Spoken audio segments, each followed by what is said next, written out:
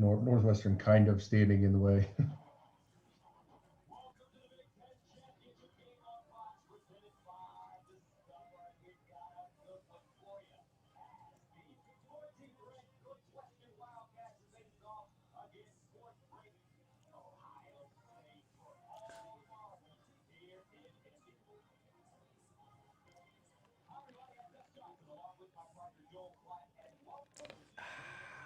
Good morning. Appreciate y'all tuning in. Ohio State versus Northwestern for the Big Ten title today. I got the Tennessee and Texas A&M game on too. I know a lot of you will be keeping up with that game too. Texas A&M needs a big win to have any chance, I think, to get in. We'll see. But so I got both those games on. We'll keep an eye on them. But appreciate y'all tuning in. I don't know if it gets any better than watching an Ohio State game with Zach Smith. Zach, I really appreciate you doing this.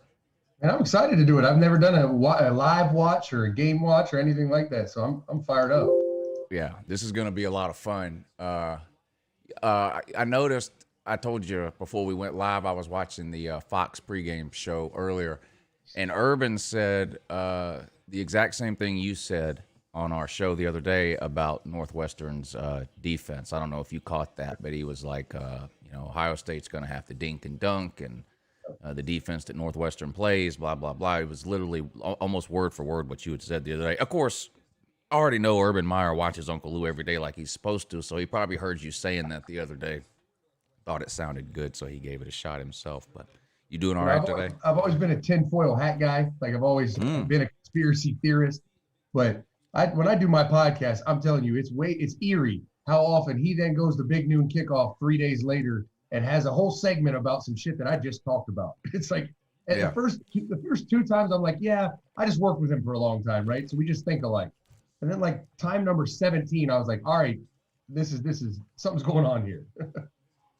Yeah, he clearly he listens to you too. He definitely watches Uncle Lou and listens to Menace to Sports. It's undeniable at this point. Yeah. I put your information in the description too, but you guys make sure you check out Zach's podcast, Menace to Sports. He's been doing it couple of years now. We've played a lot of it on this show before, so I think a lot of you are familiar with it, but make sure you check it out. If you didn't watch the show with me and Zach the other day, he picked Ohio State not just to win, but to win big. You change your mind at all with some of the players being out for Ohio State, Zach? I don't. I mean, Ohio State's so loaded, and I think Baron Browning's going to be a huge miss, especially after last week he moved to middle linebacker and really changed the face of the defense with that switch. And I've been calling for that switch for damn near 2 years now. So now he's out. So that'll be a loss. Chris Olave is a great player, but they're loaded on the perimeter. So I don't think it's that big of it is a big impact, but I don't think it's going to impact the end result. Yeah, me either. I think I talked about it, Texas A&M needing to win big. Now, I think Ohio State will get in if they win this game by 1 point. I think they'll get in, but I don't think Ohio's, they don't want to take any chances. I think if Ohio State can win this game big, they will. We'll see. They're getting ready to kick off now. Tennessee and Texas A&M just kicked off. Tennessee's got the ball to start.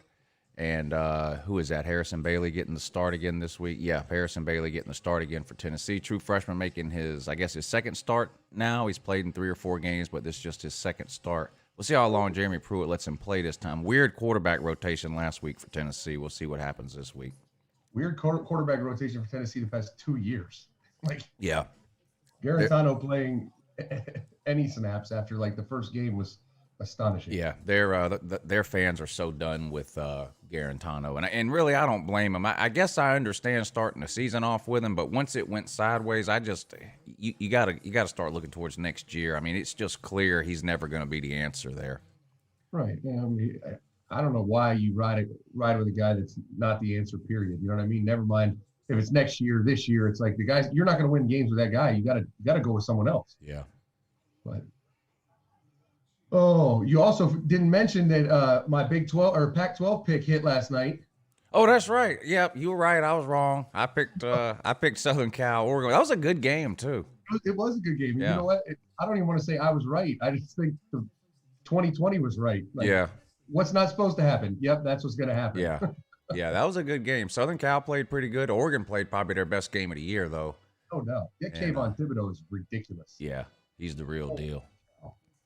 It's a couple of years in a row Oregon got like the number 1 or 2 defensive player in the entire country. What's the other guy's name? Thibodeau, and I forget the other guy's name. Is it Noel Sewell or something like that? Yeah, I don't know how to say it. That's who it is, though. Those are NFL players. No doubt. Commercial on the Ohio State game, and then I guess we'll have kickoff after we come back. Tennessee's on a roll. They just got a first down here. Short pass by Harrison Bailey, but the receiver made a guy or two miss, picked up about 15 or 20 yards. They're up at midfield now. Run up the middle for not much gain.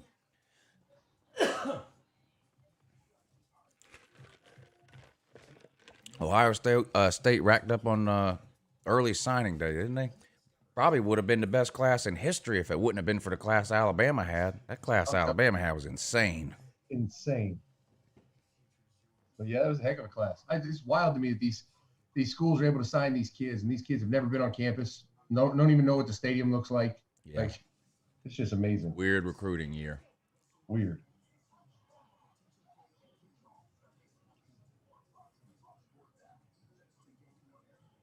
You think things will be back to normal enough in time for spring ball?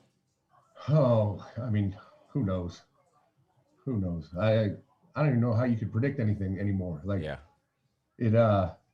It's unbelievable. I think if this vaccine starts working, I think here's what if you want to know my honest opinion, and I am a tinfoil hat with the COVID for sure, but I think once the weather gets warm and the flu cases or COVID cases, whatever we're counting now, goes down, I think we'll start to find some normalcy, and we'll call it that the vaccine's working, and we'll just reopen and act like it never happened ever again. There he is. Oh, Haskell Garrett was second team All Big Ten. He's the best interior lineman I've seen on film this year.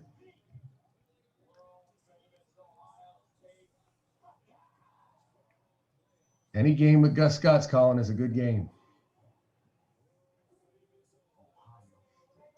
To the people in the comment section asking where the moderators are at, you have to remember this is my main. I'm doing this on my main channel, not the live channel. So there's never been a reason to have moderators on this channel. So I just added 2 or 3 to help keep the rest of y'all in line. But that's why no one's mod got taken away. It's just that this isn't I decided to do this on the main channel today to try to get more people to be able to see it. So that's the deal with the moderators. But if you were a moderator on the other channel, you still are. Anybody think Northwestern's going to win this one? Is there anybody in here willing to go out on a limb here? That's a pretty thin limb you'd be walking out on. Anybody picking Northwestern for the upset here? Nobody. Y'all share the video out too. Hit the thumbs up. This is going to be good. Hit the thumbs up. If you have questions, feel free to type them in the comments section. I obviously I can't catch every question, but we'll do our best to. I'll do my best to read the comments when I can.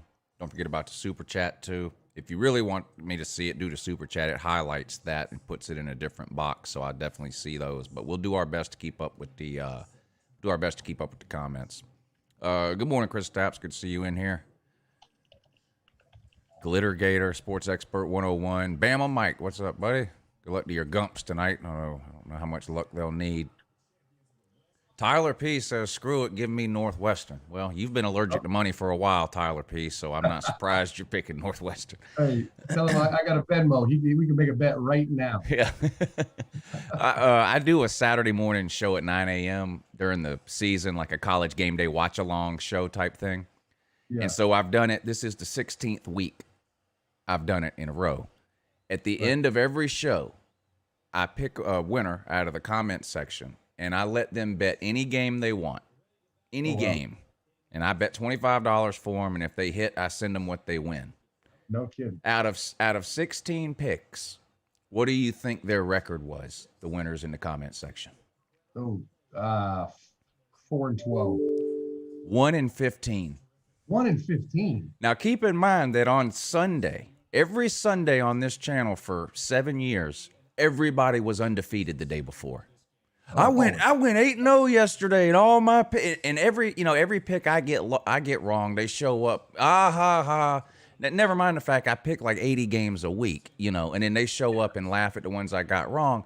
But I let them pick, and they were 1-15. Unreal, unbelievable.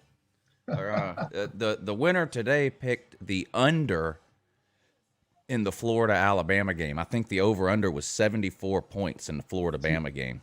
It's funny. So obviously I have a gambling platform, which is a picks advice. It's called Menace to Picks. And so often those lines they're traps. Like you see a high over-under, they want you to bet the under, when in reality it's probably going to hit the over. You know what I mean? And some of these big spreads like Clemson minus 27, it's like, no, Vegas knows they're going to win by 35. They just want you to bet whoever plus 27. Yeah. I took the over in the Bama Florida game. The only noon game I bet was I wanted to bet this Texas A&M Tennessee game, but I don't know. I couldn't pull the trigger, but I did bet on Ohio State. And I'm glad I didn't bet it the other day when me and Pete were doing the gambling show. I bet it this morning because the line went down to 18. Tennessee's done scored already. They're up 7-0 on A&M, Zach. Oh, watch that happen. That would be beautiful, wouldn't it? Of course, I just hate Texas A&M. That's the only reason I say anything about this. Somebody told me the other day. This guy just hates Texas A&M, he said. Now, why would I hate Texas A&M? Right. That's what they think. Are they going to play football in the Big Ten today? I don't know what they're doing here. This is the longest delay ever. They're doing COVID testing, pregame COVID testing right now. You can never be too careful. Texas A&M has the ball now. They just got to kick off 1st and 10 after a touchback on their own 25. Kellen Mond, the world's only 12th year senior. He's going to keep it, gain nothing, 2nd and 10. I have I'm a big prank caller.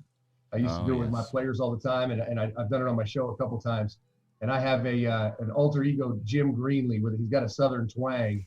And I've already got a couple messages like, Zach, is that Jim Greenlee with you doing the show?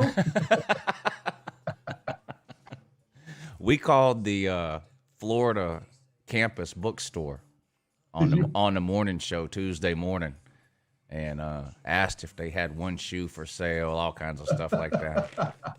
You have one shoe for sale. The poor guy that answered the phone, he obviously has no clue about Florida football, even though I guess he's a student there, but he just had no idea about anything we were talking about at all. It was great. I did a thing called, it was a barbershop challenge, right? Where, these kids come in 5 stars. They think they're the best player that ever lived.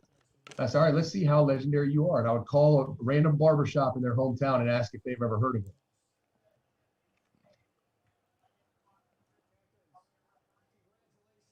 Here we go. Coin toss time. We're getting somewhere here. We're going to get the phone up. Here's the toss. That's a start, right?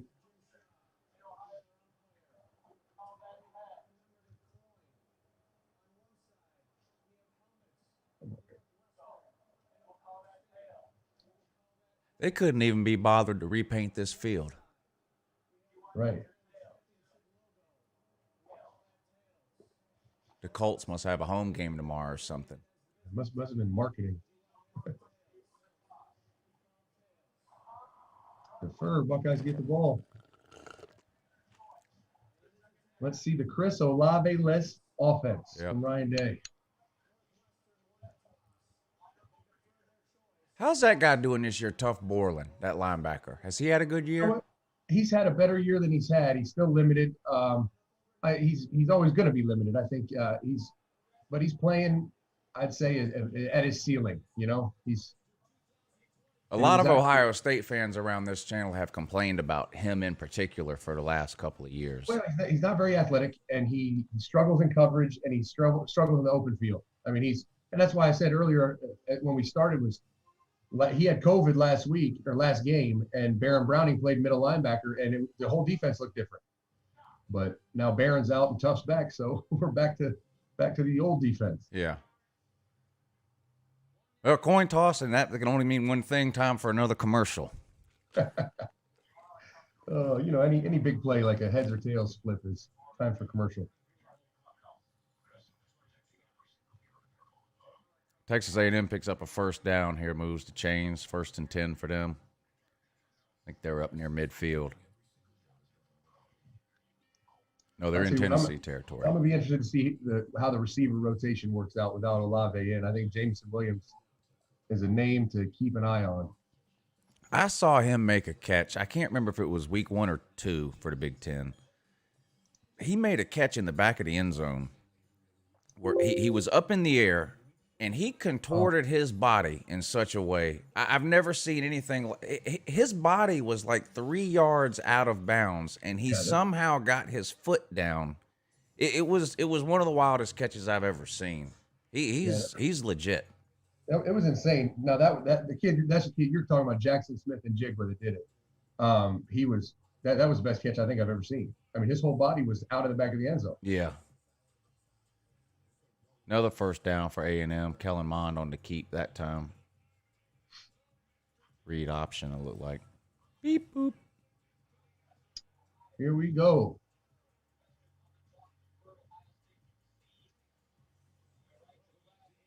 So you've been to that stadium a couple of times, huh?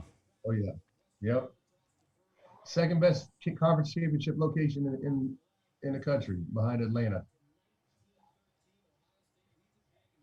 Have you been to the Mercedes-Benz Stadium? Not in it. I've recruited Atlanta, and I was down there, and I saw it. I stopped and just to check it out. But I haven't seen a football game there yet. I took my son to see a soccer game there a year or so ago. It's nice in there. It looks like it has to be. That thing is ridiculous. All right, Northwestern set to kick off here. We're finally going to get a football game started. Northwestern hasn't had a single positive COVID issue all season. That's unreal. It's amazing. Georgia had pretty good luck, too. Did they? Yeah. Julian Fleming gets a start. This is true freshman. Jameson Williams, and then obviously Garrett Wilson.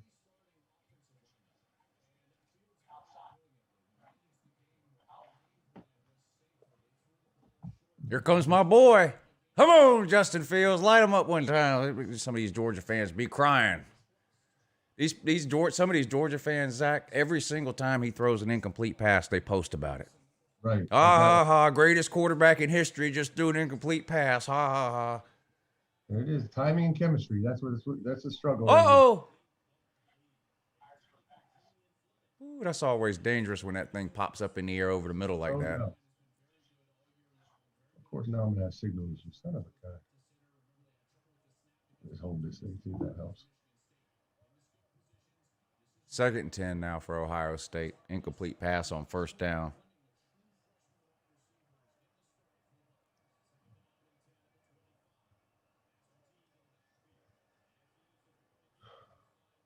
Complete in the flat.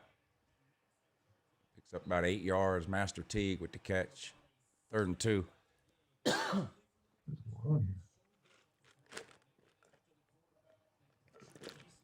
Hey, what's up, Michael? Good to see you in here, buddy.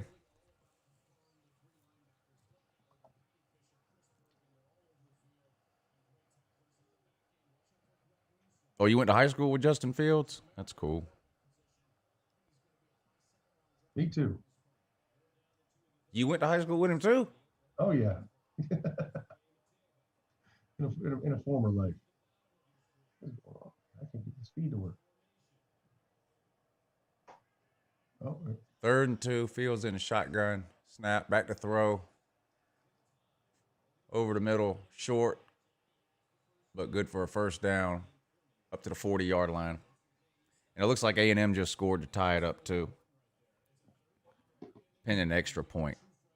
6:32 to go in the first quarter of that one. Tennessee 7, Texas A&M 7.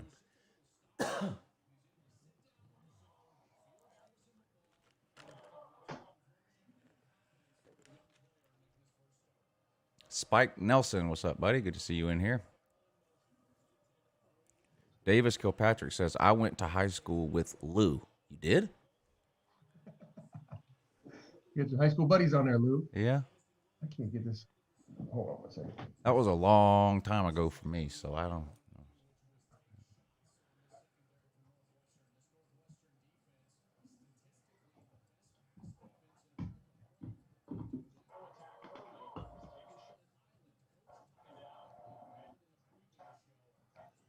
All right, here we go. I got it. Julian Fleming is all over the place right now, isn't he? Another first down for Ohio State. Yeah, that's your boy Fleming. You said he's a freshman?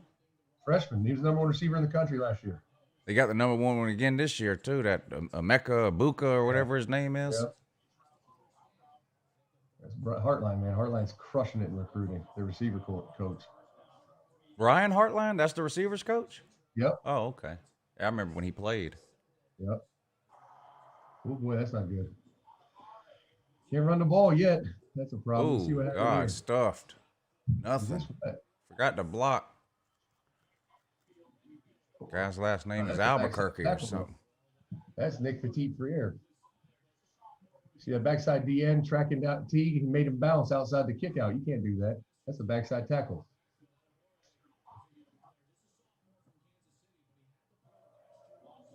Hadn't seen Trey Sermon yet. No. I'm telling you what, Fleming, it's a feed Fleming day. Fires caught again. 3rd and 3.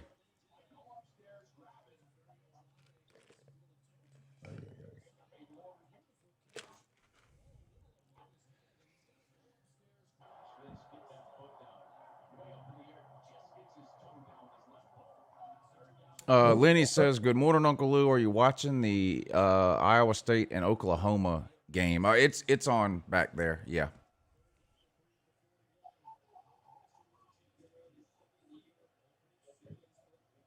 Oh, I just realized the score isn't updating. Hold on a second. Let me see if I can fix that. Timeout, Ohio State. There we go.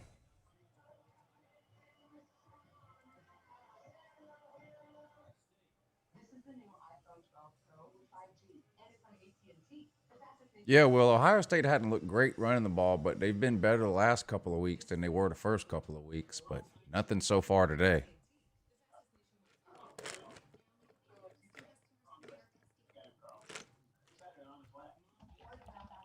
I mean, Master Teague and Trey Sermon are no Zeke Elliott or anything like. What do you think about those two, Zach? Master Teague and Trey Sermon. Master Teague, I think, is a solid back. He's a short yardage back. He's not a make you miss guy, not a dynamic guy.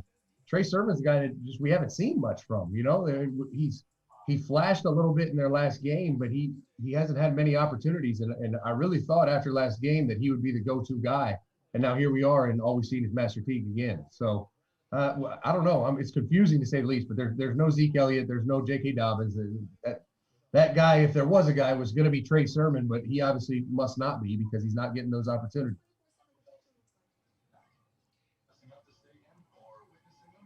Texas A&M just kicked off. It looks like a touchback, so Tennessee will take over on their own 25. Again, that one's tied 7-7, 6:32 to go in the first quarter, and a commercial here on the Ohio State game. So, what's going on with you guys in the comment section? Is everybody behaving in there? I'm assuming you are. Most of you are good people. Most, plus Santa's watching, so you have to behave yourself.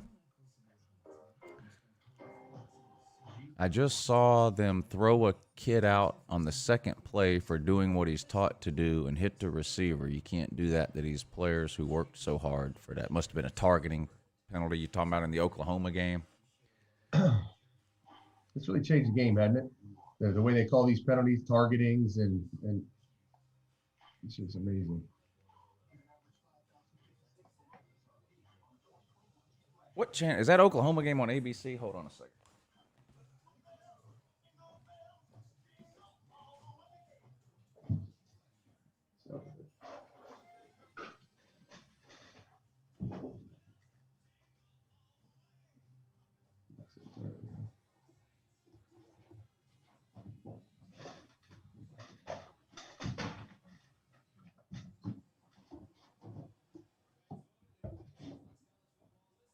Huh.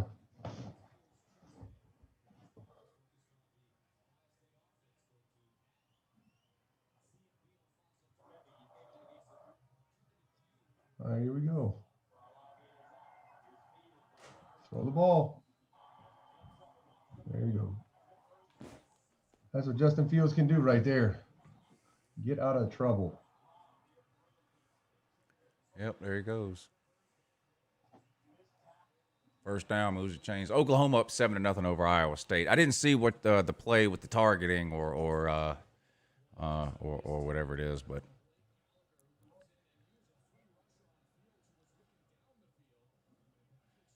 what is going on with this thing? 8 plays, 41-yard drive so far. He's milking it. There's Trey Sermon. Oh boy. You know, it's funny. Justin Fields is a big dude, you know? yeah. He's athletic. People don't realize how thick and how big he is. Good run there. Strong run, too.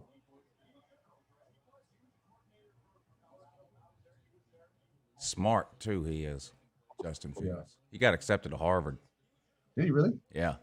That's amazing. And they don't give athletic. You have to qualify academically to get in there. Right.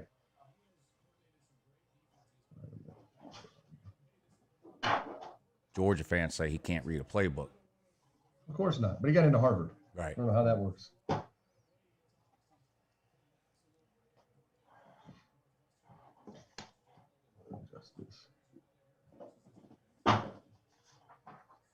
There's Trey Sermon. Strong run. Inside the 20. At about the 18 or so. See what I mean? Look at it. 10 rushes, 112 yards, and 1 touchdown against Michigan State. Yeah. And he had a couple dynamic runs. And then he's the second guy, though, still in Tony Alford's backfield, I guess.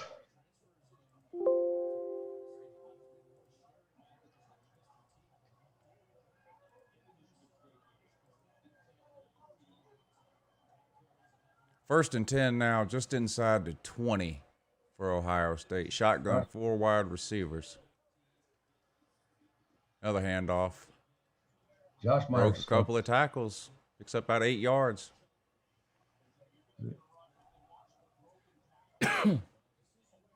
Harry Miller, I'll tell you what, the left guard center has been a problem all year, and people don't want to talk about it, but the left guard center, when they try to do these combo blocks, the center either hangs out the left guard or the left guard can't get his ass going to go scoop a D lineman. It's like Trey's either got to cut that back or they got to figure that out.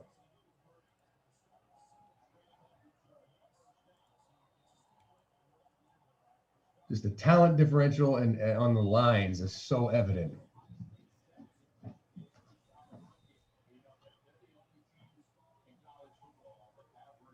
First and goal.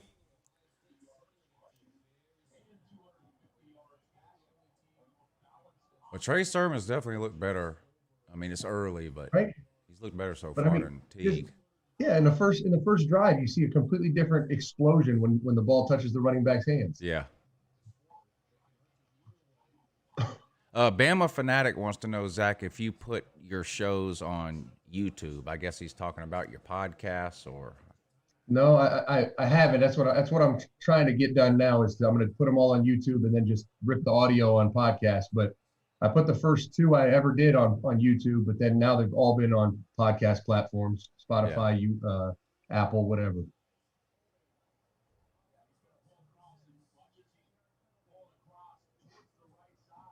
Somebody's on my channel trying to get me triggered on Ed Warner, the O-line coach that used to be at Ohio State that's now at Michigan, who I've had choice words about. Yeah, that's pretty obvious hold there. He basically tackled the guy. Right.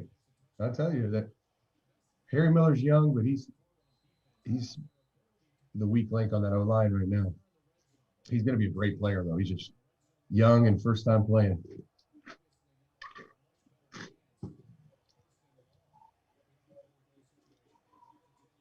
First and goal from the 17, huh? Throw it to him. So there's still some seniors on this team that you coached or were there when you were there?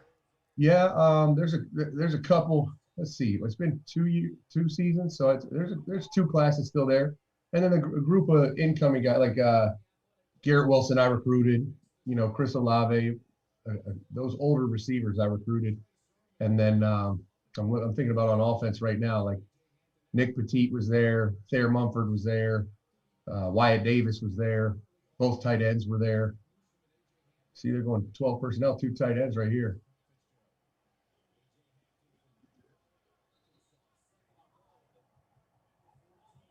Third and 9.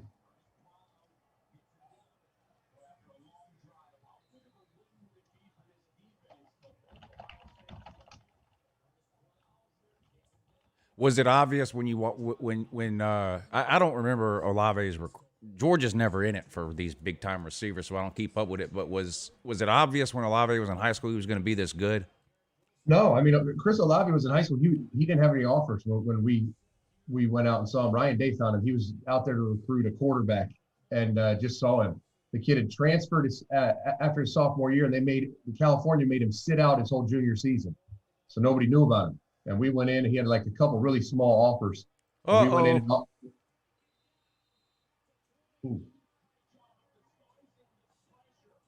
Ohio State got a steal with him then. Yeah, well, you gotta adjust the protection there, Justin.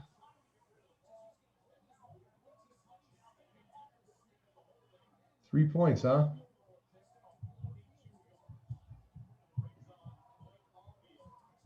Oh man, there it is. Phew. He's struggled all year. Blake has, the kicker.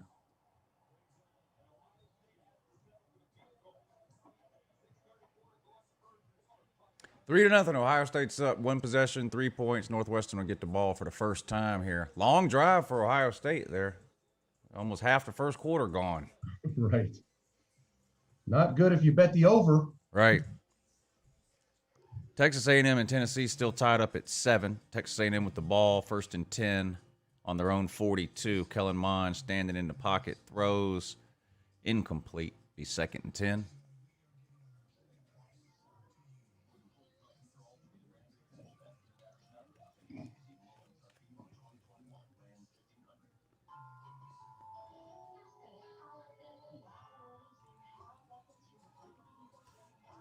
Captain Tripp said keeping them to a field goal is a win for Northwestern. Oh, that's a big win for Northwestern.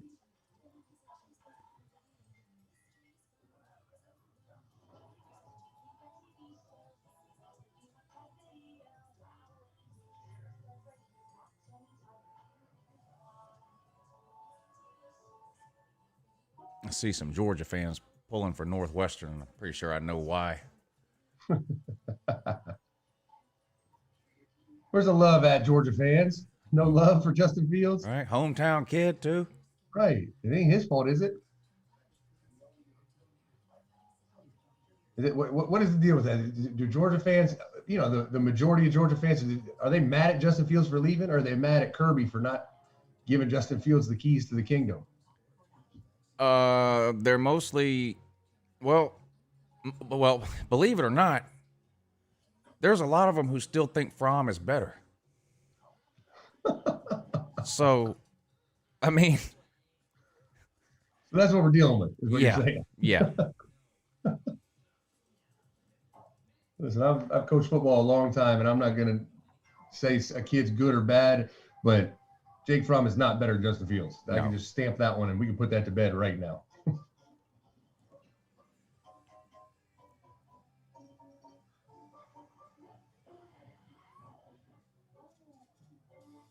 I mean, I'll post his stats from last year, and the comments will be like, "Well, it's the Big Ten."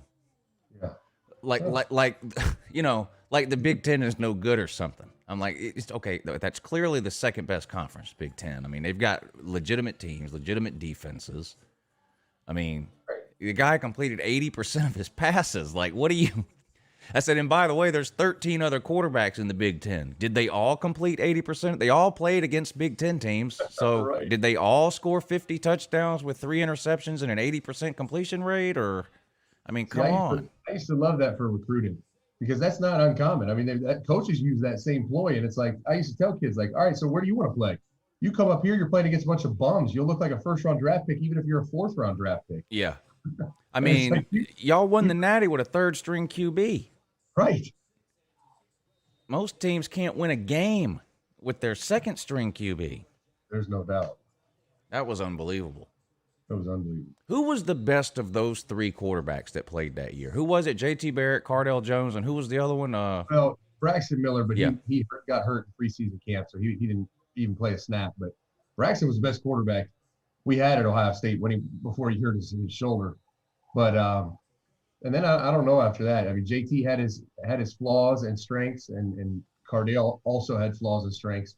So it depended on the game and what we needed to do. I mean, against Wisconsin, we needed to score 1,000,000 points, and so Cardale thankfully was the quarterback because I don't think JT would have done that. Yeah.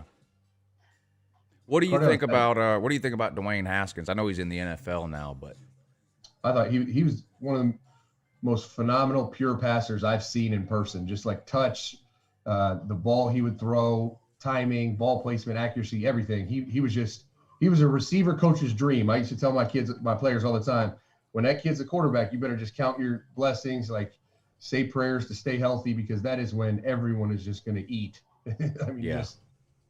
He was a receiver coach's dream for sure. He's had a rough go in the NFL so far. Yeah, he has.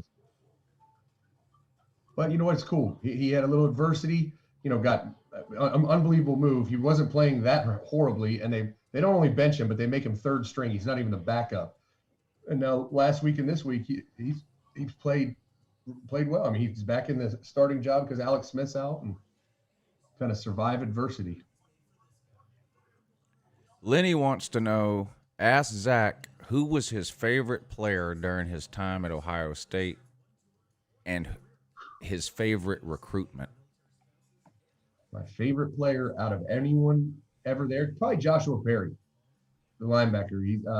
That's tough. I don't know. Curtis, there's so many. Joshua Perry's definitely up there. Curtis Grant, and those are guys that I didn't coach. Guys I did coach, Paris Campbell, Terry McLaurin. Terry McLaurin's probably number one. Michael Thomas was really fun to coach. Now, recruiting-wise, Jalen Holmes. And Jalen Holmes is on that list, too. Jalen Holmes was a D-end out of the 757 Virginia Beach area. Just, I mean, fell in love with the kid, his family. I mean, I still text with his family, still talk to him. Just awesome people. Oh, here you go. Yeah, thank you for the super chat, Uncle Shoe. Uncle Shoe says Justin Fields is a system QB. Oh my gosh. A system QB. I don't know what to say to stuff like that. This is the stuff I hear all the time. It's a system QB. He can't read a defense. He can't learn a playbook. Ohio State has the simplest playbook in college. And I'm like, wait a minute. Whoa, wait. We're Georgia fans. We literally have 3 plays. And you're talking about Ohio State has a simple offense? Stop it. Stop it. It's an NFL pass game. I mean, It came straight from the NFL. Well, there's tough. See, that right there is why. Watch this play.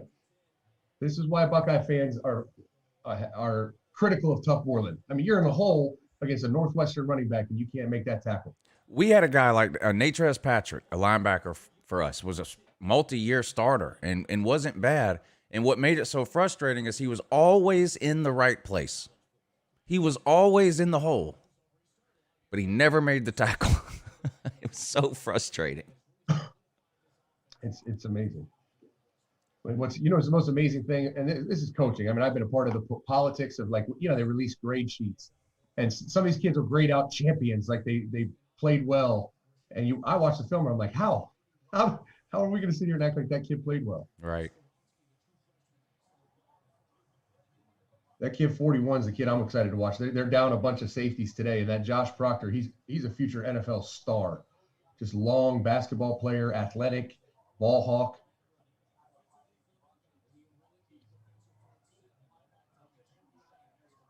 Get home.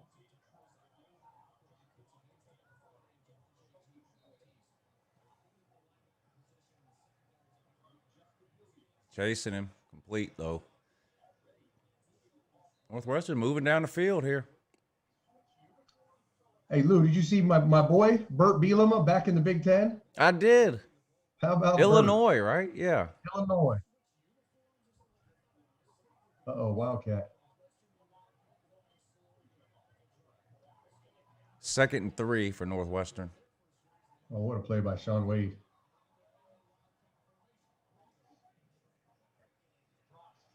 Direct snap. No gain. 3rd and 3. Still tied up Texas A&M and Tennessee 7-7. Come on, Tennessee. Buckeye fans got to be rooting for Tennessee, right?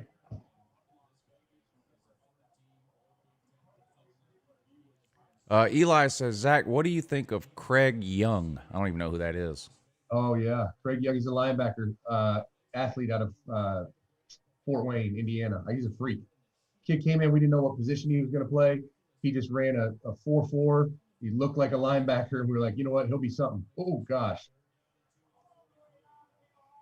3rd and 2. Uh-oh, big run for Northwestern. Where's all those safeties you're talking about? They're all on the COVID list. Yeah. 1st and goal for Northwestern. Replay. Here's Josh Proctor.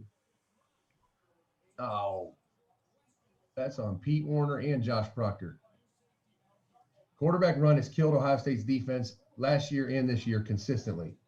Scrambles, design runs. You watch Trevor Lawrence, what he did in the playoffs. He killed him. A lot of Wildcat from Northwestern. Oh, boy. Oh, boy. We got ourselves a ball game. 1st and goal, another direct snap. Still can't tackle. My God, Northwestern is running through Ohio State like poop through a tin horn. This is alarming. This is alarming. What is going on, Buckeyes?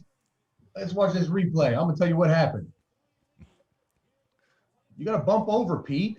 What are you doing? You know it's a problem on defense when a guy motions out and a linebacker leaves the box and nobody else moves. Like you gotta bump over. Good Lord. Yeah, that drive was just way too easy. Oh, they got problems on defense, boys. Northwestern takes the lead on Ohio State 6-3, pin an extra point, make it 7-3. Texas A&M just scored again. They're going to go up 14-7 over the Voltards.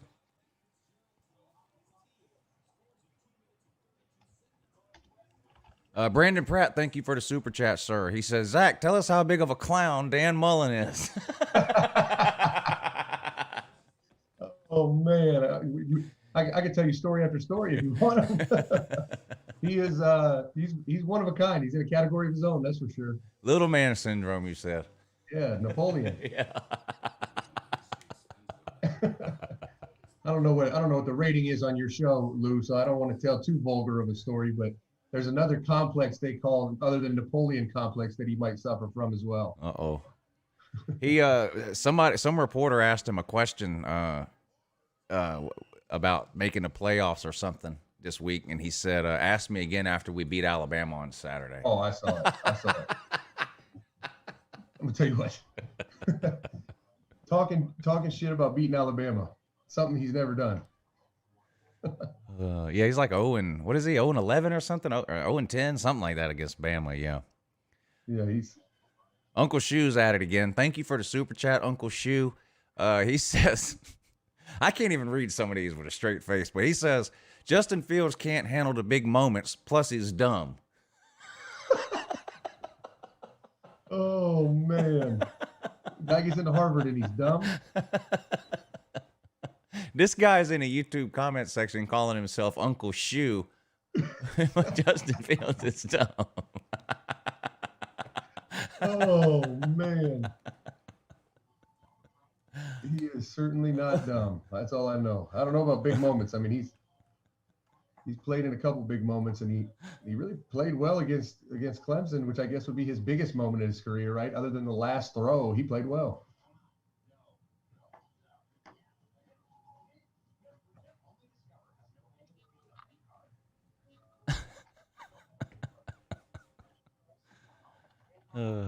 Sports expert says that Uncle Shoe is secretly a Team Up North fan, Michigan fan. That must be what it is. They're serious about that at Ohio State, aren't they? They won't even call them Michigan. They call it the Team Up North.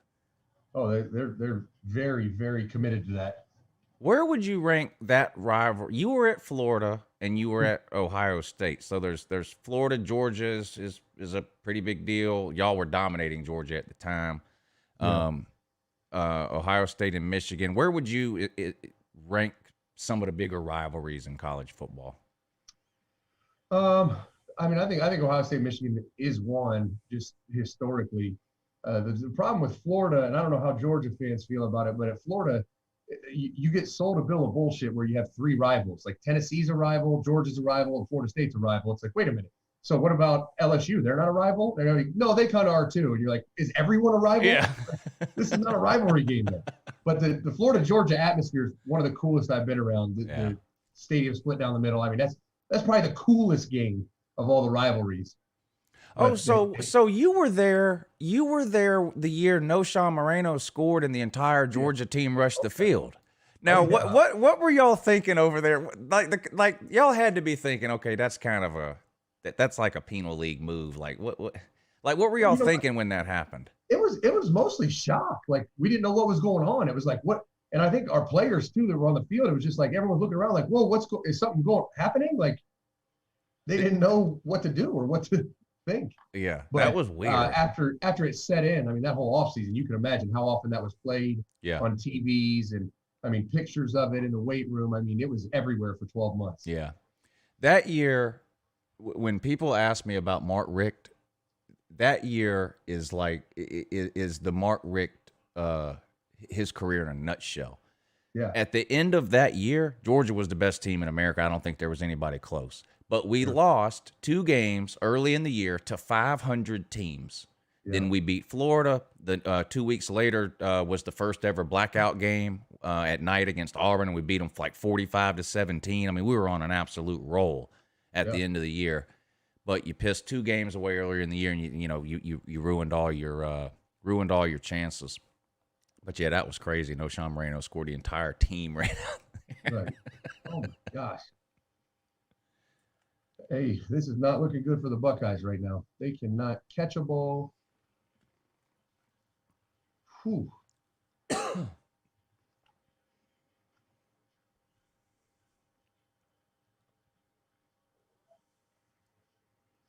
Matt from Gainesville, thank you for the super chat. He says, Lou, I got South Carolina.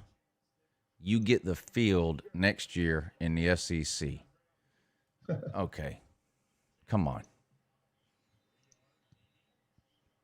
Get rid of the ball. Get rid of the ball, Justin. Oh, God, he almost threw a pick. Oh. Melon Matt, thank you for the super chat. He says, you think Dan Mullen's wife kisses the players to test them out because she's sick of Dan and his little man complex? They give Dan Mullen's wife hell down here about the kissing the players thing. Do you know about that? I saw it. I'd never. I mean, I know Megan. I mean, I've met her several times when I was in Florida. She's an awesome lady. I don't know. I don't know why she's kissing them on the mouth. That's it's just not a good idea to have it's like a cattle call. She stands outside the bus and one by one they get off the bus and kiss her. Like imagine a women's basketball coach. Oh heck. And her husband is standing outside the bus kissing every girl basketball. Like that would never happen. It would never happen. But what I also wonder is, do the players fight to be in the front seat? Right? Because you imagine you're in the back seat of the bus, you're kissing her after like 100 other dudes kissed her. Like I would be fighting for that front row seat. Like, nah, man, I get first kiss. Screw you guys.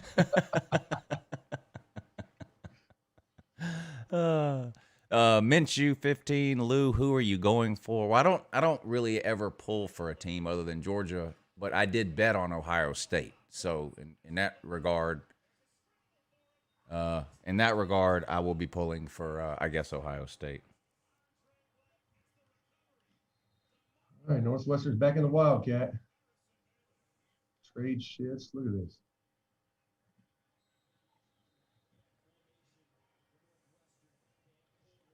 Defense better show up now.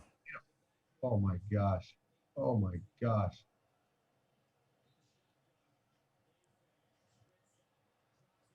Wow. Oh, my God. Whoa. I mean, everything is easy. I mean, they're not having to work for anything. And Texas A&M is rolling. Tennessee just fumbled. Texas A&M fixing to punch their way into the playoffs if this keeps up. Trick play. Oh, no, that's not good. He didn't get it past the line of scrimmage. Is that a rule in college? Oh, what is this? Yeah, it should be intentional grounding. Why is this not intentional grounding? I mean, he ran out of the pocket, but then he ran back into the pocket. Right. And he didn't get the ball past the line of scrimmage. That should be intentional grounding. Oh, there it is. Now they have to have a 10-minute meeting about it. Of course they do. Now, yep, there's now the flag comes out. He was about to have a sack for minus 15 right there. How do I know the referees get yelled at the entire game by the coaches and stuff on the sideline. What's the line? What's the limit? Like, will a referee come over and say, okay, listen, y'all are, this is getting out of hand, before they'll throw a flag on the coach for yelling or something? How much leeway is there? It depends on the ref. You know, some of these refs think that they are there and it's their show. You know, like they're the player. That they're in charge, they're the boss, they have an ego about it. So, and then some refs just they understand temper's flare. So it really depends on the ref, and you usually get a warning or two, and they usually won't even warn the head coach. They'll warn like the head coach's assistant to get him to shut up. Good play by Seven Banks. Nice. UGA has a guy on staff whose only job is to hang on to the back of Kirby Smart's pants all four quarters. Keep him off the field, that kind of thing. It's kind of funny to watch. Yeah, they have a guy like that at Ohio State. Brian Voltolini's his name. He was in charge of pulling Urban's belt, and now he's in charge of pulling Ryan's belt.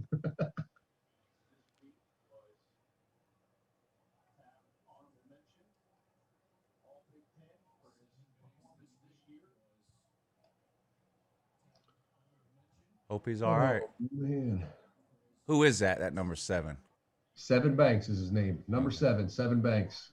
He's a Florida kid. He's a really good corner.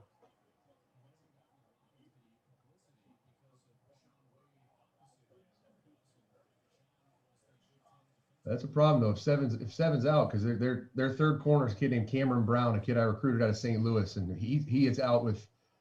He's not playing. So it'll be interesting to see who their next corner in is.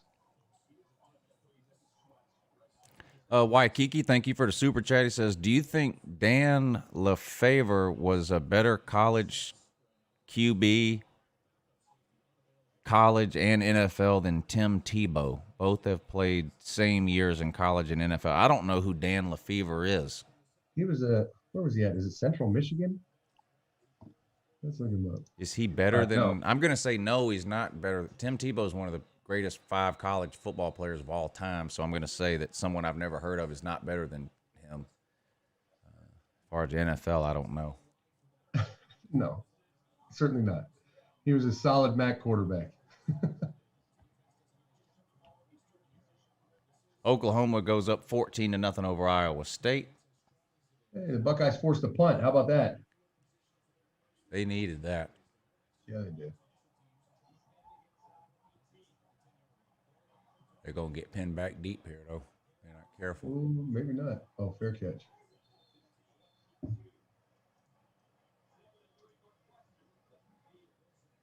Not a very good punt from there. No, terrible punt. Got to get that one down around to 10 at least. I know Buckeye fans are wondering about I don't know how much you follow it, but the new D coordinator at Ohio State, Kerry Combs, was in the NFL the last couple of years. He was at Ohio State with me. This is his first time ever calling a defense this year. He's never called a defense, maybe when he was a high school coach, but not in college. And Buckeye fans are really, really on his ass about this defense. It has been bad this year, the secondary especially. Yeah, well, the run game is what's killing them now. Oh yeah. I mean, they're getting eaten up. There's no doubt. Well, Northwestern doesn't have the athletes to dominate the throw game, I don't think. Yeah. There's Master. Oh boy. No open field running. Man, he's like a runaway bus. Like, look at him. There he goes. Every time he runs, you ever driven in the mountain? And they have those runoffs for runaway trucks. Oh yeah. The steep inclines. When he's running, it's like he just needs to find that sand hill to plow into and fall down. I think that was their biggest play today. Oh yeah, what a block by Nick Petit. That's a touchdown with Zeke or JK though. Oh God, that's a fumble. Get the ball. Oh my God. Oh God. Woo. Well, they're trying to give it away. They are trying to give it away. Texas A&M's in the red zone again, up 14-7 over the Voltard.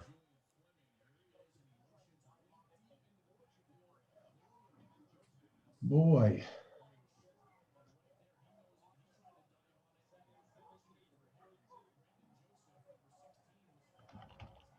That was going to be a double pass, wasn't it? It looked like it. I mean, I don't think it was because the receivers were actually blocking, but it was just terrible motion by Garrett. I mean, you have to make sure that you're even with the quarterback in front. I mean, it was a horrible pass by Justin Fields, but you can't be that far behind the quarterback and force him to make a backwards pass. That's just he's got to get the motion right, and Fields obviously has to throw him a catchable ball. Moment got you, bruh. Thank you for the super chat. Do you think Appalachian State should move to the AAC? I'm going to be honest. I don't spend a whole lot of time thinking about if a group of 5 teams should move to a different group of 5 conference. So I really don't have an opinion on that. I do like App State. They're a fun team to watch, and they're always pretty good. But I don't really know what the benefit to them would be in moving from one group of 5 conference to another. I can't imagine there being any benefit at all. No. It's about like leaving Tennessee to coach at Florida State. I mean, what's the point? Right.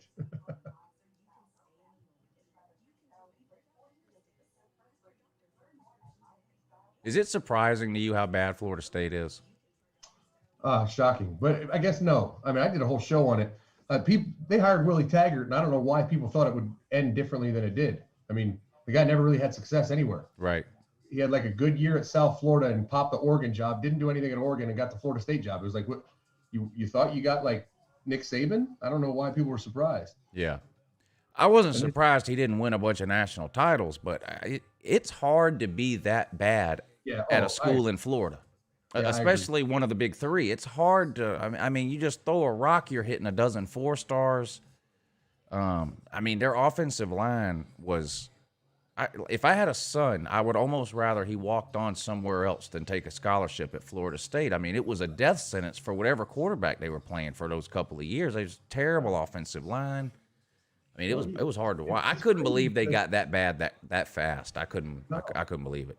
And it's amazing because, I recruited South Florida. So I was down there and through the transition, and I always got nervous because, a new head coach often brings a lot of like hype and a lot of notoriety, and you feel a spike in recruiting, especially, this is probably not politically correct, but I don't care. It is what it is, especially a black head coach down in South Florida. That's going to make some serious waves in recruiting, and it never did.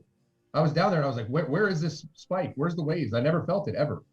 It was like they were still just a team that we could beat in recruiting. Yeah. And it was shocking how they didn't capitalize on that. I can't believe they're that bad. I can't either. And I kind of like Mike Norvell, but I mean, I knew that wasn't an immediate turnaround, but I don't know. I thought he would be worth a win or two, but man, he was terrible this year too. Yeah, it's tough. I mean, you saw all the cultural issues he was dealing with in the offseason, and also due to COVID, they weren't even with the players, Right. He's trying to change a culture, and the players are fighting back, and they're all doing it from home. Yeah. This is tough. I just got a message. Lou said, Uncle Lou, I want to party with you. Come on over. We got plenty of room in here. How well do you know Jimbo Fisher? Not real well. I've met him once. What do you think about him as a coach? I think he's really good. Yeah. I mean, he's really good. I don't know much about him. I don't know much about him as far as like how smart of a coach he is, like his scheme, that kind of stuff. But I know he's very well respected in the industry, and he obviously got it done at Florida State to an extent.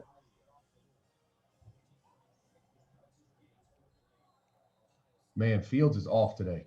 He is just off.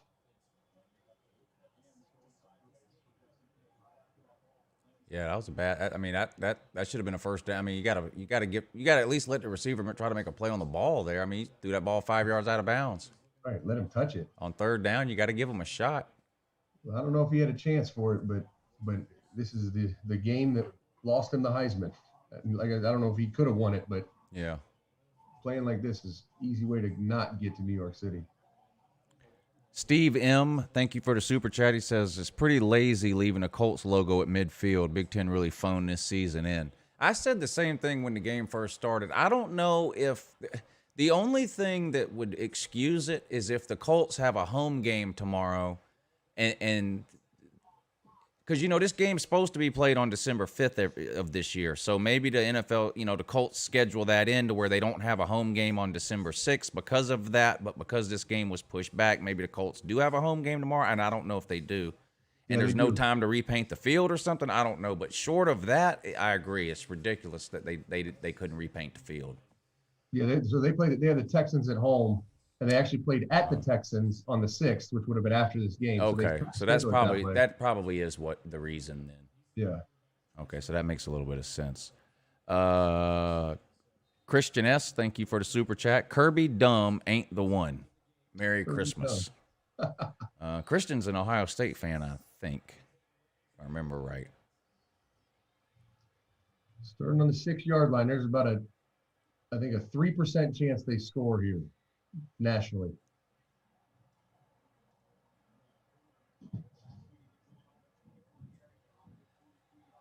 Runs right up the gut for 6 yards. Tiger Paw Craven, thank you for the super chat. Lou, what's Zach and your take on the Clemson Notre Dame rematch tonight? I know I picked Clemson to win in a close one. I think you did too. Yeah, I did. Up near the first down line. Might be a little short. 3rd and 1.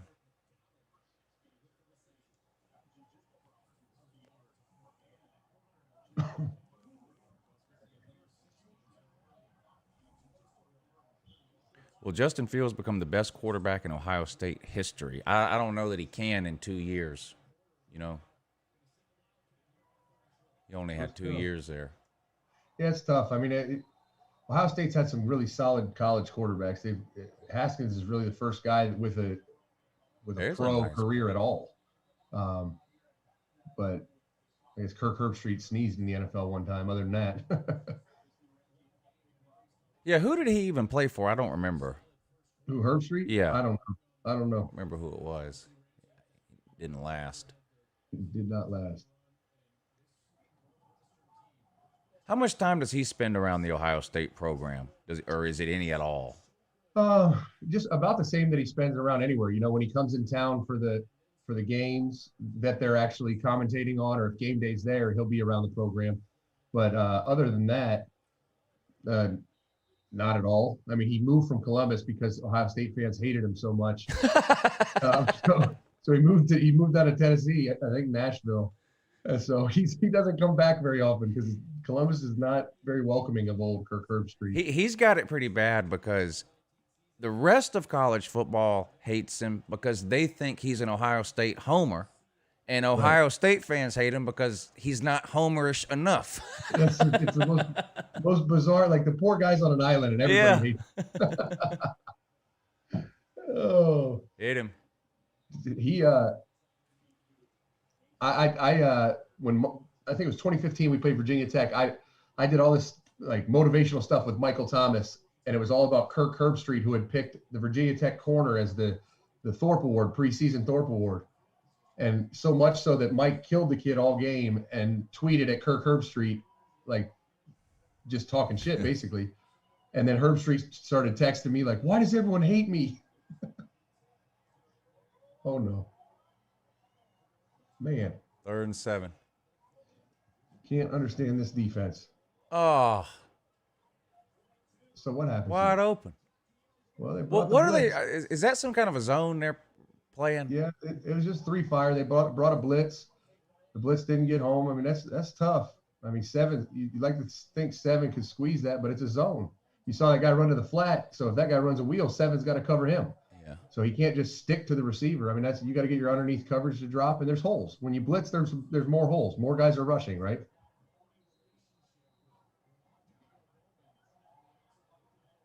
Great play, Justin Hilliard. Great play.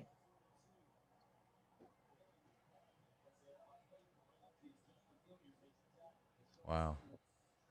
You mentioned Twitter a minute ago. Yeah.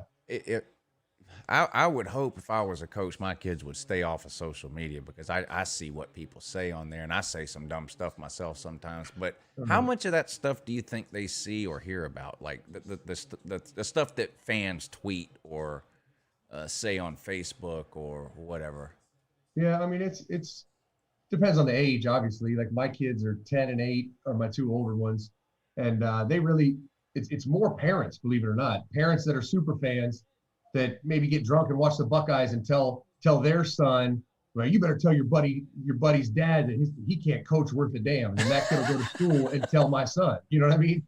God, but I mean, if they're high school age kids, they see it. Yeah, you got to talk to them about it. There's a quarterback run again.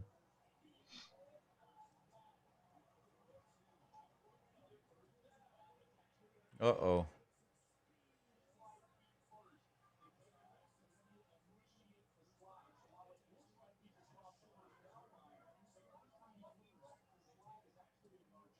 Northwestern might go up 14-3. Can you imagine? Ohio State is sleepwalking. Oh boy. 2nd 1. Wow. Another big run. 2nd 1 gains 9. I mean, I don't understand why it's so damn difficult. You have two linebackers and a puller comes around. Those two linebackers need to be on each side of the puller, right? If both of them are on the same side of the puller, there's a big gap. Like, this is the easiest, simplest shit I've ever seen. Wildcat.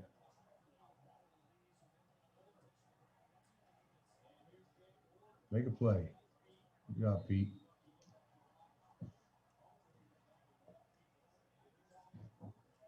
Nowhere to go that time. 2nd and Nowhere. Maybe 9 or 10. Texas A&M ended up kicking a field goal. Uh-oh. Did he catch that? And it's a penalty? There's another blitz. Oh. Touchdown, Tennessee. All right, Tyree. Uh-oh, hit as he's thrown, incomplete. 3rd and long. Well, you better get off the field here. They have to. This has been the struggle for Ohio State all year. They bring pressure and they can't get home. And when they do, it looks like that. But everyone wants to blame the secondary, all this other stuff. They're not getting home. They don't have a pass rush. Their blitzes aren't hitting. They don't put pressure on the quarterback. Somebody better make a play here and get off the field. There you go. Man coverage, blitz. Screen. Great play. Here they come. Blow it up. Made a play when they needed to. It'd be a long field goal, too. 40, 47, 48-yarder.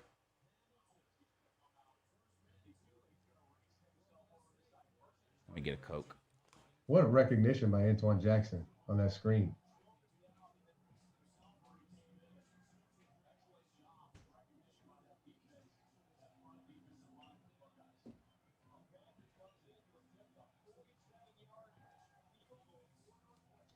$47-yarder. Wow. There you go. Up 7. Right down the middle. 10-3. Wildcats on top.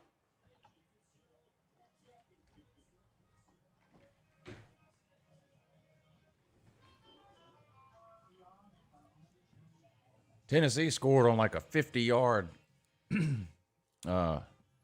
post route over the middle. Did they? Cut that lead down. Hell of a catch, too, by this receiver. Unbelievable. I mean, completely laid out in the end zone. Fingertip catch. Wow. Pass interference on the defense didn't matter. 17-14. Texas A&M up now. Ohio State needs a touchdown here. They need a touchdown bad. They need some momentum. Whew.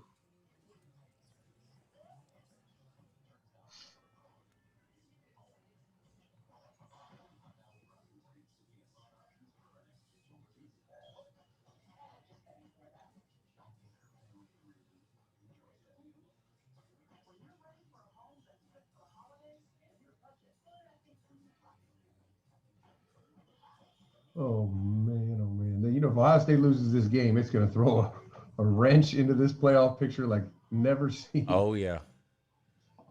Ooh. If Ohio State and Texas A&M lose, Oh my gosh. and Iowa State loses, how do you not then put Cincinnati in? You got to, right? You would probably have to at that point, wouldn't you? I I don't know who mean, else you'd put in. they should. I think Oklahoma's they're up 17-0 right now. Somebody just asked a question on your feed. Who would win in a fight between Tom Herman and Dan Mullen? I gotta tell you, you ever seen those girl sleepovers where they do the little slap fights? Oh, you know who would win is the viewers, the people watching. That's who would win. That's what we need. Tom Herman versus Dan Mullen in a charity mud fight. Mud pit fight. Who would win? We all would win. That's who would win. Whoever got to watch it. I'll volunteer to stream it live right here on YouTube. Absolutely. Man, that would be great. Oh man. Tom Herman versus Dan Mullen.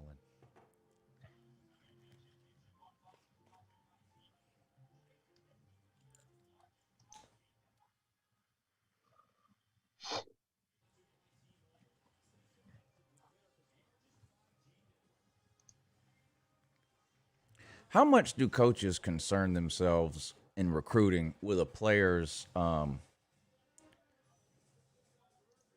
the field situations? Like, do coaches think they can fix anybody almost sometimes, no matter what? Like, oh, we can straighten them out here. Are there some? Have you ever seen a coach? You don't even have to name them, that has just gone, you know what, that kid might be good, but we're not going there. Like, does that ever happen? Oh yeah, it's happened. It's happened for us a number of times. I mean, we had a kid go to Florida. I won't mention names, but I'll let people figure it out if they want to do their research. We had a kid. I recruited a receiver kind of late, and he ended up going to Florida because we pulled out because just some off the field stuff with one of the best players in the country that opted out this year is a kid that we pulled out on at Ohio State, ended up going to Penn State. I mean, it happens all the time. Now there's scenarios like where if you really dive in and find out the why, like why is a kid doing drugs or why does a kid have bad grades, or if you can find the why and you figure that out and it's not that bad, then you may say, I might be able to rehabilitate this kid or fix him. You know what I mean? I have a guess on who you were talking about. Yeah. Antonio Callaway. No. He didn't do much in Florida. It's James Robinson, I think was his name, kid out of Lakeland. I don't remember Callaway. I don't remember where he was from.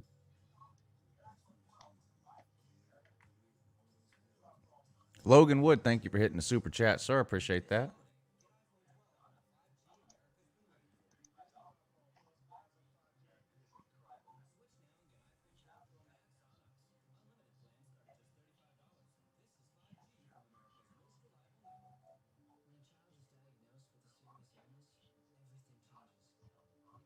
These chats are hilarious. Oh God, yeah. I'm kind of surprised. They're a little tame today. I'm actually proud of them today. Y'all are doing a good job in there.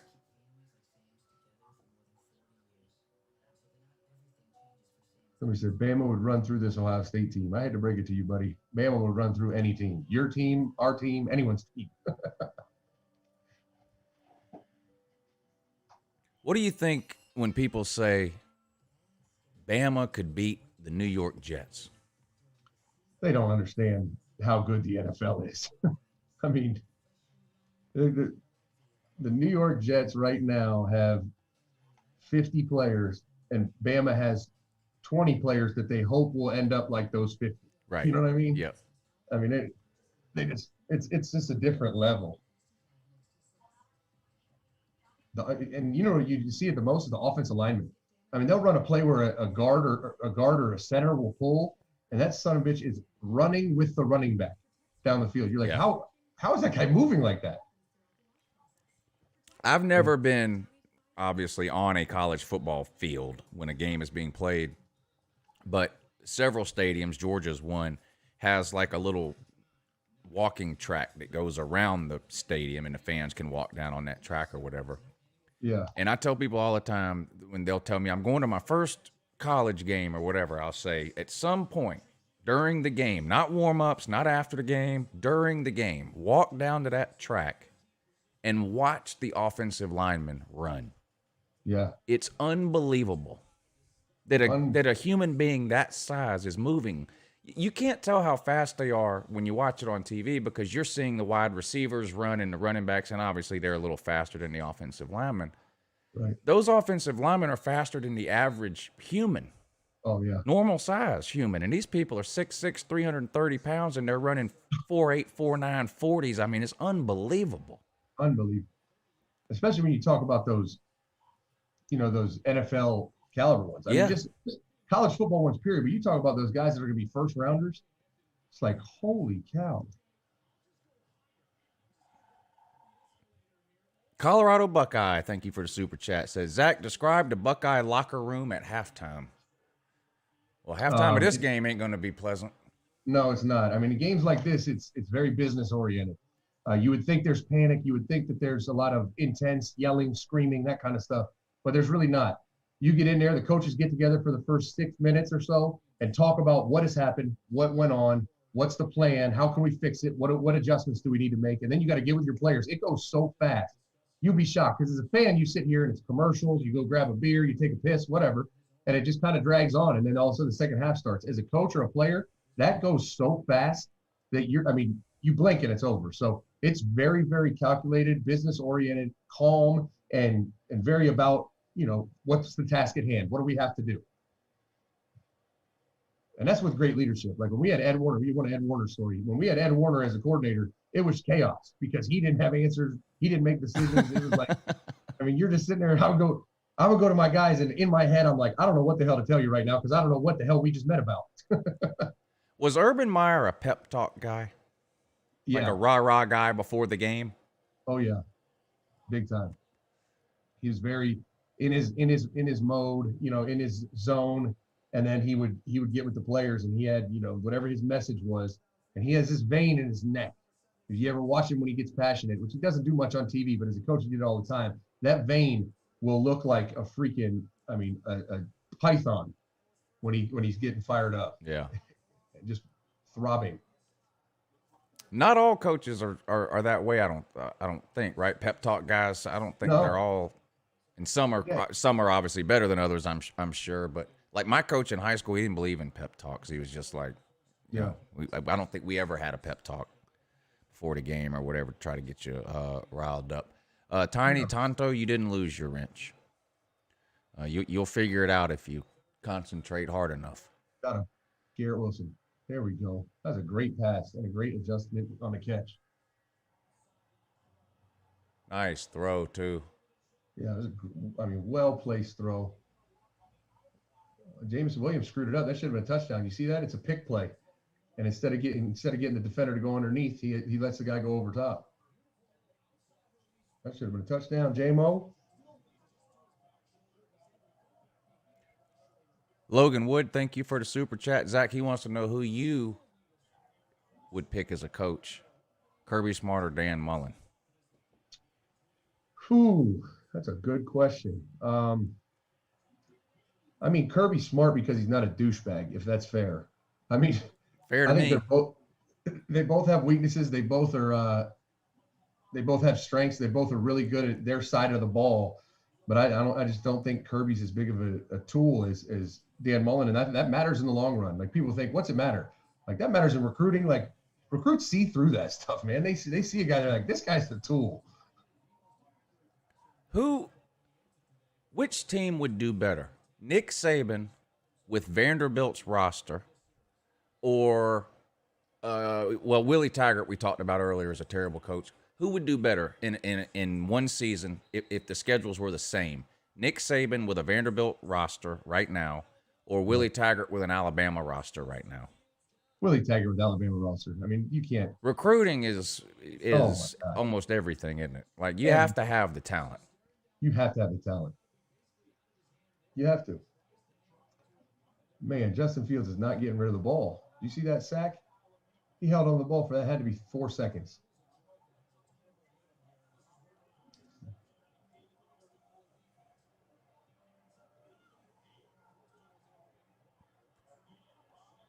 Get rid of the ball. 2nd and 19. Oh, that works. Back to throw. Running around. Gets loose. Turns nothing into something. Justin Fields just picked up 8 more yards rushing than Jake Fromm had in his entire career.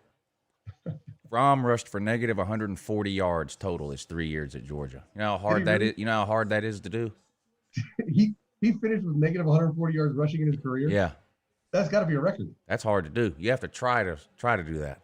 That doesn't happen by accident. And we had an NFL offensive line all 3 years he was there. You know what I mean? That is impressive. Yeah. They should build a statue. I mean, no way anyone does that again, right? No way. I tell you what impressed me, that first round playoff game last year, Clemson and Ohio State, which was an amazing game. There was a play there where Trevor Lawrence took off running down around his own 20-yard line, and he ran for an 80-yard touchdown. Yep. And outran 3 NFL defensive backs on Ohio State. I mean, that was unbelievable. Unbelievable. He is something. And I didn't know he was that type of athlete until that game. I mean, I knew he was athletic enough, but I didn't know he was a good athlete until that game. That was unreal. Unreal. How good is he? Really, really good. Yeah. I mean, and what I think what makes him the best is he's just trying to do what they're asking him to do. You know what I mean? He's not trying to win the Heisman. He's not trying to do anything but do what they ask him to do. And he does it extremely well.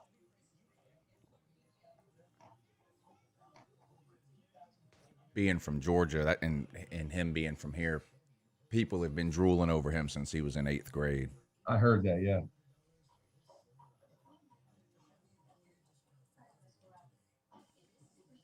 Matt Greenfield, thank you for the super chat. He says, thank God we don't recruit those bad kids at Alabama. Roll Tide. Oh. I love these. And I don't know how old Matt is. I'm not saying he's one of these people, but there's a lot of Alabama fans that are late teens, early 20s, and they just, that's all they know. You know, is Alabama winning 12 games a year, and right. I keep waiting for the downswing because I want some of these people to experience. Like, I don't think you really can appreciate the high points if you don't have some kind of a low point. And there's a lot of Alabama fans who have never experienced. I mean, a low point to them was going to the Citrus Bowl last year and finishing 10-3 or whatever it was. You know what I mean? Right. That's the low point. Right. Yeah, they have a rude awakening coming sometime. Yeah. Probably not for a little while, but. How long you think he'll coach, Saban? You think one of these guys will coach until, I mean, like Bear Bryant died a month after he retired. I mean, you think that's what it'll be, or what's he going to do, Nick Saban? You know what? I really thought all year. Now, going into this year, I thought if they with the talent they had coming back and after going through Tua, Mac Jones, this is kind of, I thought this was kind of his curtain call. If they can run the table in the fashion they are, win one more, I thought he'd be done. Now with the COVID stuff and not having a normal year, I don't know if that's the case anymore. But I mean, shit, what is he, 72 or something like that? Yeah, he's old, man. Yeah. Had the COVID, had 2 COVID scares. Really, had the one that ended up not being COVID, and then did get it later, and then he had like a hip surgery or something a year or so ago. I mean, it's starting to kind of catch up with him a little. At some point, he's got to like go to a beach and see his grandkids or something, right? Yeah, you'd think. Well, he sees his grandkid at practice. Well, not his grandkid, but they got Paul Bryant's grandkid on the team there now. Oh, do they? Bear Bryant, yeah. There's another completion. Uh-oh, did he fumble that? No, incomplete. What happened here? Let's see this. God, that was a 3rd down play, too. You got to throttle down, man. I don't know what's. It's cover two. There's a corner sitting in the flat. You got to ID that as a receiver, and when you come out of that outcut break, you got to throttle down, or else you're going to get your head taken off. And that's the best case scenario. Worst case, you fumble or something else. Another field goal. Got it.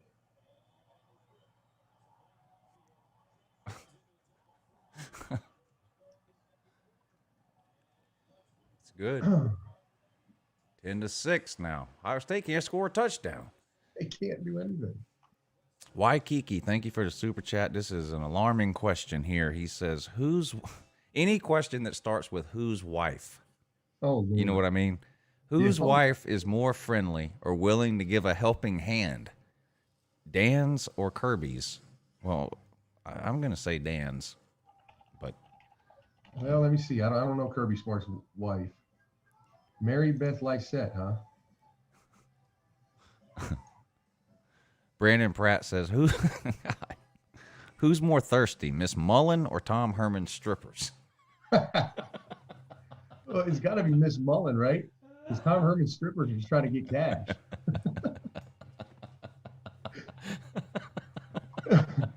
I don't know Kirby's wife, but I looked her up. She looks like a nice, classy lady. So I think that answers itself, right? She stays in the background. A lot of coaches' wives do different things with the team, and I'm sure she does something too, but she doesn't. You rarely see her or hear anything about her, Kirby's wife. Like Mark Rick's wife was the water girl so she was on the sideline for every game. No way. Yeah. Oh, boy. That kind of I don't know if I could have that.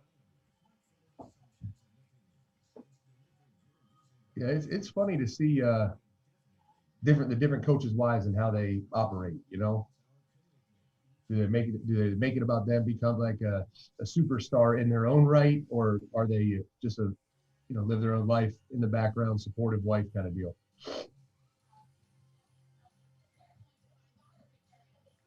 Yeah, some of those like team mom personalities can get a little annoying sometimes.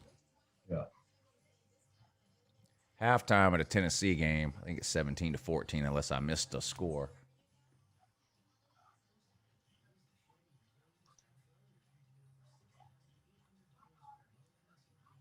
I think Oklahoma's still rolling too.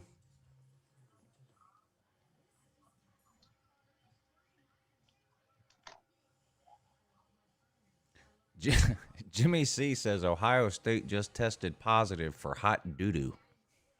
Yeah, they're not playing well. They are not playing well.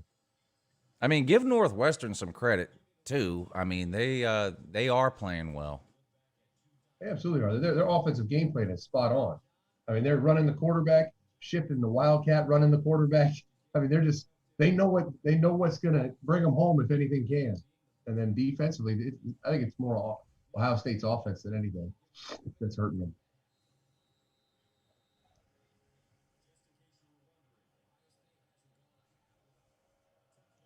Kirby's wife would dunk on Miss Mullen.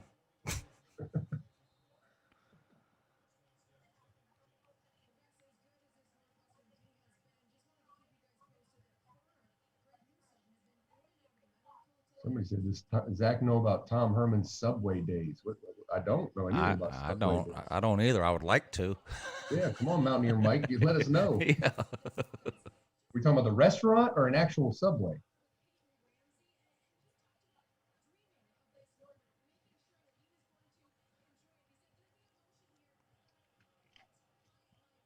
All right, 25-yard line, base defense. There you go. Haskell Garrett.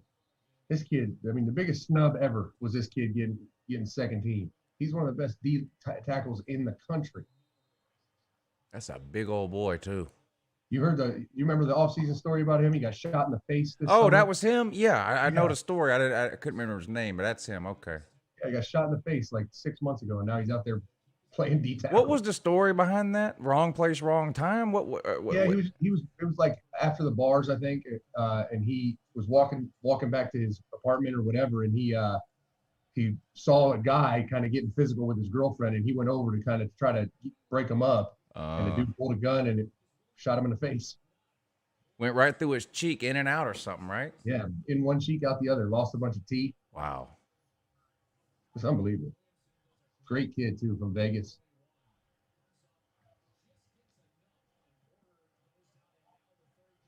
If you'll notice, Lou, whenever I watch the Buckeyes, I always pump up the guys I recruited. I'm just a selfish guy. I don't blame you. Third and Oh, long. Get him. God, late again. Did you see? yeah, every time. A half a second late. Let's watch this replay. Let's see what happens. I mean, no one even picks him up. He's just half a second late. Yep. Yeah, that was a great job by the quarterback getting rid of the ball. They can't get home. They bring pressure. They get the pass rush. I mean, they cannot get home, and it's problematic. There you go, Wildcat.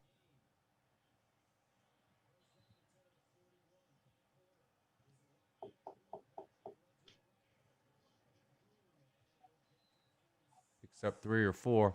C-Raw, thank you for the super chat. He says, what's some stocking stuffer ideas for the girlfriend? Oh, that's easy. Easy.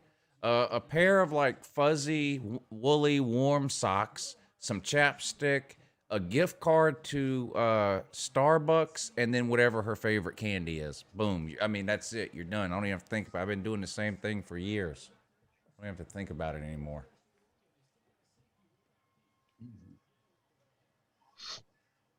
Nice play there. 3rd and 5 now. Brandon Pratt, thank you again. He says, were the other players at Florida afraid to drop the soap in the showers around Aaron Hernandez? That's a good question. You know, Aaron was one of those guys that I don't know if he was bisexual, but he pretended to be when he was in college, and it was one of those jokes that you didn't know if it was a joke or not. So probably. There you go. Oh, Josh Proctor.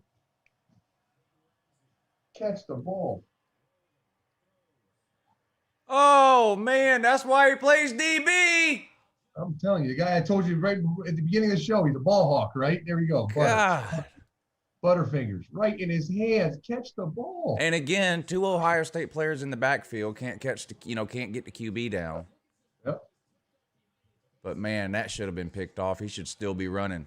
Yes, he should. He knows it too. Buckeyes need a touchdown before half. Good Lord. Who was that coach they just showed on the sideline grabbing his head? Is that the DC? Yeah, that's Kerry Combs. Okay. Yeah, the DC.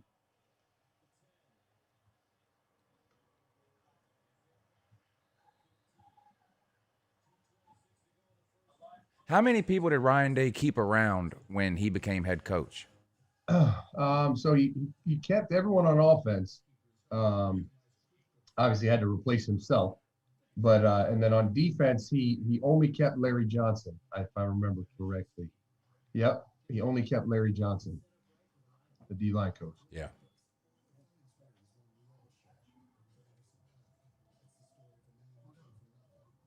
It's a bold move. I mean, I remember I talked to him right after, probably a month or 2 after he got hired to replace Urban, and it was like that was the boldest thing. I mean, first time head coach had to fire a guy like Greg Schiano, like with that stature and that resume and reputation. Like that's when I knew it was gonna work out.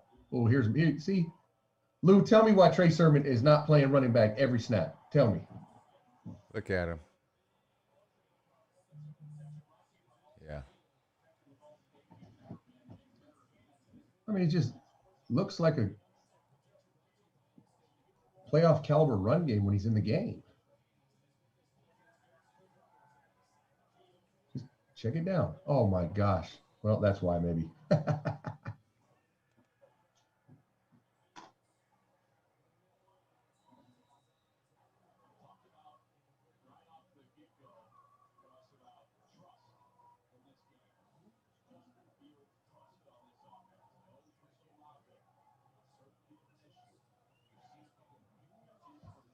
Oh man.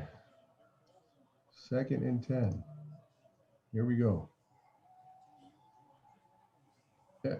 That's what he offers right there.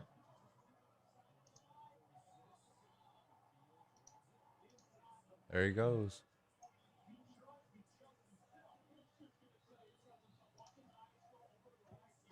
he had that run earlier in the year. I don't think it was a very long run, maybe it was. He scored on it, and he got down to the corner where the pylon was, and it looked like he was going to run out of bounds, but he did that spin move back inside and scored. Yeah, That was a nice run. that was. He's athletic. He is athletic. Man. Wow, this just looks awful. The optics are terrible. My God.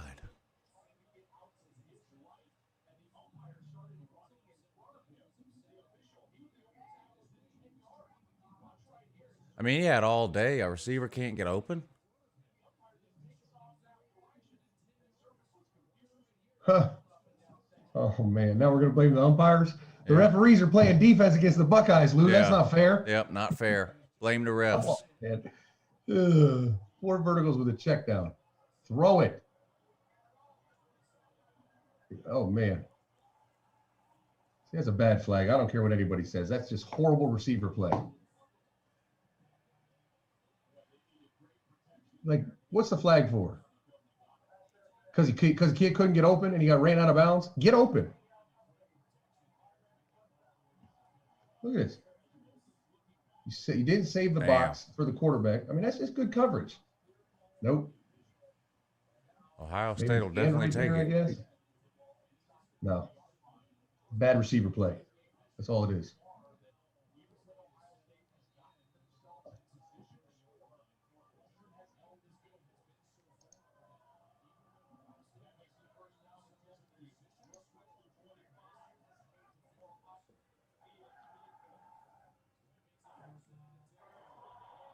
Oh my gosh. This is a bad look. What in the... Oh my God. I thought that number 4 was going to get killed. I mean, that's the kind of play you can see coming in slow motion in your head.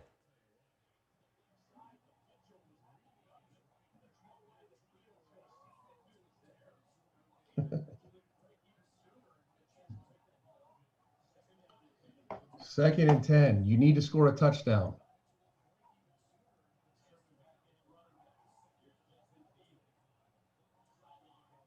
Get out of bounds. All right, 14-yard line. There you go.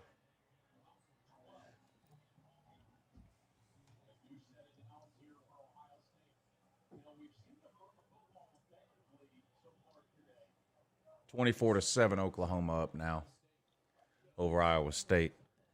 Wow. So they're getting it done. They're getting it done. Not too surprising. Garrett Wilson, late. Gosh, he's late. Late.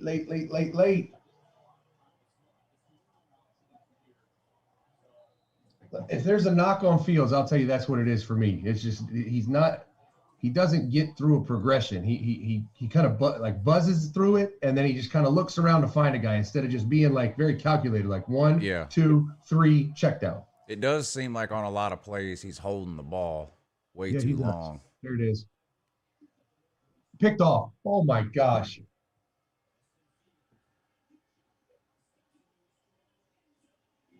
Oh my God. That was a horrible throw. Wow. He Odell Beckham that ball. Yes, he did.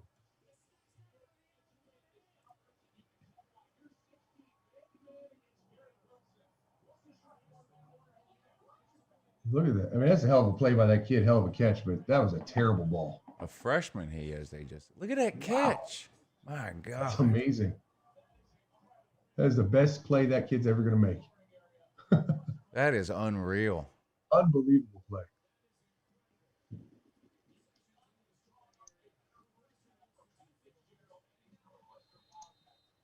Boy, Ohio State bigger fish something out at halftime. It's a halftime adjustment kind of game, isn't it? Right now, it's looking like Ohio State versus Oregon in a meaningless bowl game. Yeah, right.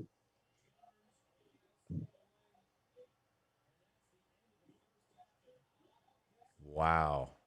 No touchdowns in the first half for Ohio State. Phew. Boy, they better get it together.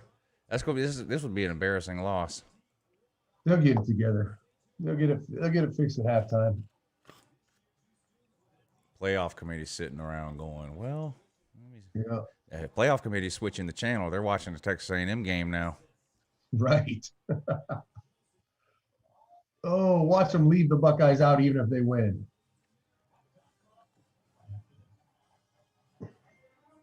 Good for Northwestern, though.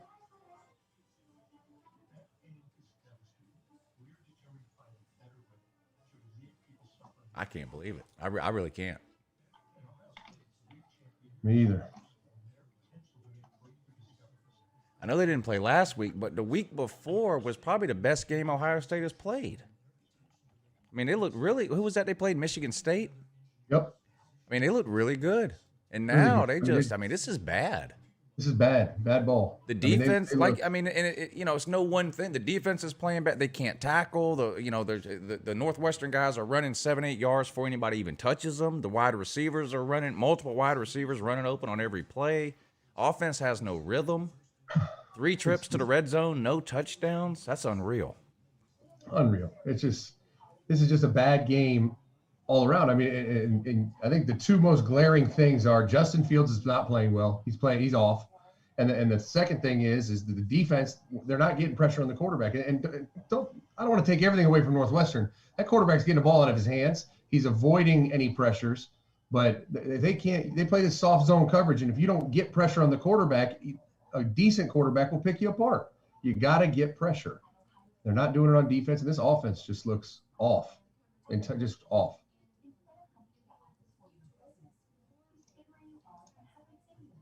Brandon Pratt wants to know if you'll come be the wide receivers coach at UGA. Absolutely. Let's go. I love Kears Jackson. I tried to recruit him. I'd love to coach him.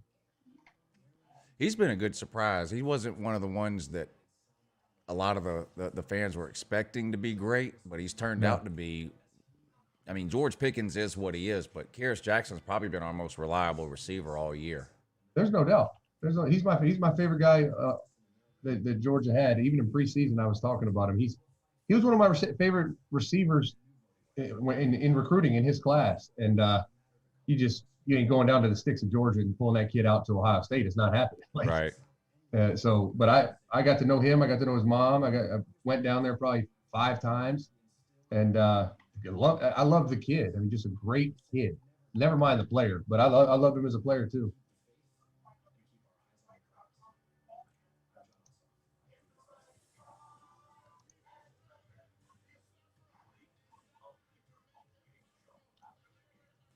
Would Jim Harbaugh be an improvement over any SEC coach right now? Any of them? Pruitt, maybe?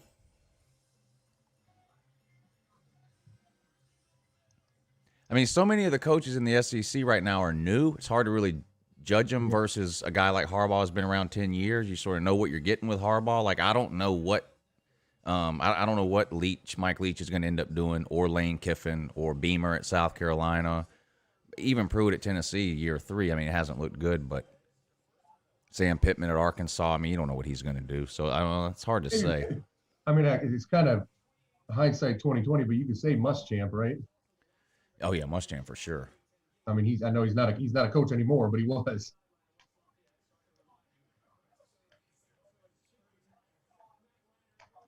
Zach, do you think star ratings are overrated? If you look at the rosters, Ohio State should kill Northwestern. No, I don't think they're overrated. I guess it depends on how you're rating them. I think they're really, really important, but it also comes down to coaching and development and a number of things, and then performance, right? A team like Northwestern could beat almost anyone on a perfect scenario day where Ohio State plays down, just the quarterback's off, the defense can't get pressure, and they're so well coached and developed, and they're a veteran team. They could pull a game off like this. But I don't think they're overrated. Just look at Alabama's success they've had and look at the stars they've had. I mean, they definitely correlate to success. No, I agree. Look at the top 10 in recruiting rankings and then look at the top 10 polls. They're very similar. Very similar. Yeah, it doesn't mean a team that hasn't recruited as well can't ever beat a team that recruits better. But the whole 10 out of 10. If these two teams played 10 times with full rosters and blah blah blah, Ohio State would probably win. But that doesn't matter. They don't play 10 times. Northwestern only has to be better once.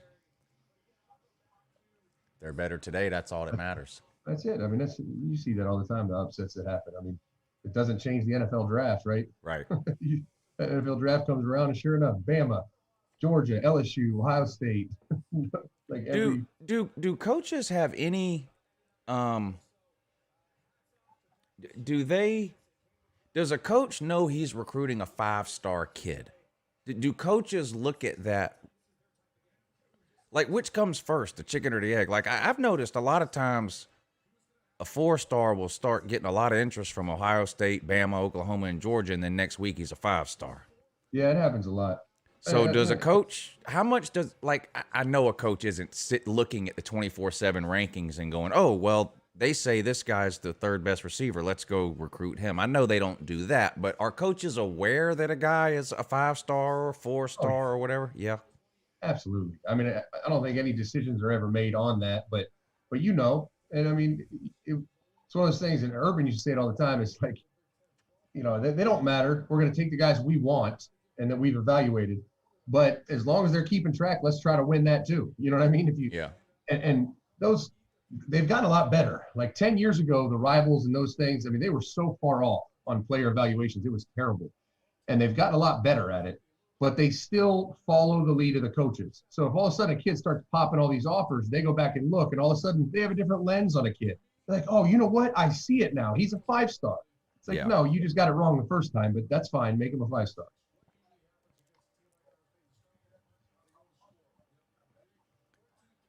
C-Raw, thank you for the super chat. My free Slob Olympics t-shirt just showed up in the mail. I appreciate it, Lou. Well, thank you, sir. I know you'll wear that Slob Olympics t-shirt with pride, sir. A bunch of us are getting together in March in Atlanta, a bunch of the college football YouTubers. And we're going to go to Centennial Park, and we're going to have the Slob Olympics. We're going to do like a series of competitions between us YouTubers, and somehow it got named the Slob Olympics. The Slob Olympics. We just recently added the shoe throw to our list of events there at the Slob Olympics. Oh, yeah, you got to, right? Yeah, the shoe throw. That's hilarious. Where are you guys doing it? Centennial Park. Centennial Park. Yeah, in March. Yeah, it'll be fun. Oh, so gotta get this. Second half underway for Tennessee and Texas A&M. Texas A&M is going to receive the ball first. They're up 24-13. Was Wisconsin winning this game at halftime last year? I don't remember. I don't remember either. I don't think so, but I don't remember.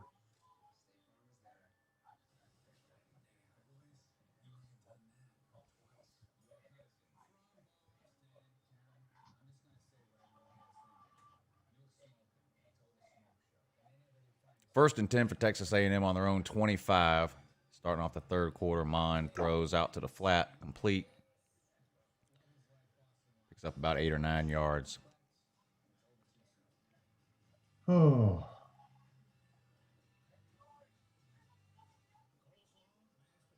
Yeah, Ohio State better be figuring something out at halftime. Yeah, they got to do something. They got to do something. It's just the yards are pretty even. I haven't looked, but I'll look now. But I bet like the total yards are probably pretty even. Yeah, they got to be. I didn't look either, but I'm sure they are. I know third down is almost the same from just my count that was going on in my head.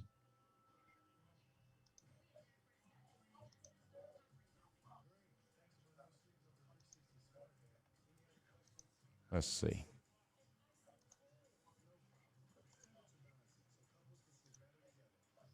Ohio State 194, Northwestern 167. Yeah, that's about right. Northwestern's 12 of 14 passing for 90 yards, no touchdowns, no interceptions. And on the ground, 17 rushes for 77 yards. Justin Fields is 9 of 20, not good, for 101 yards, no touchdowns, and the 1 interception there at the end of the half. Mm-hmm. Doing pretty good on the ground, 17 for 94. Trey Sermon, 7 carries, 60 yards. I mean, that's over 8 yards a carry. Right. That's pretty good. Justin Fields, 8 carries, 11 yards, but a lot of that is sack yardage. I wish they would quit counting sack yardage against their rushing yards. It makes it hard to figure out what the hell's going on. I've said that forever. It's like, how are you going to penalize a quarterback for getting sacked? Unless it's his fault, but that doesn't tell you how good of a runner he is. Right.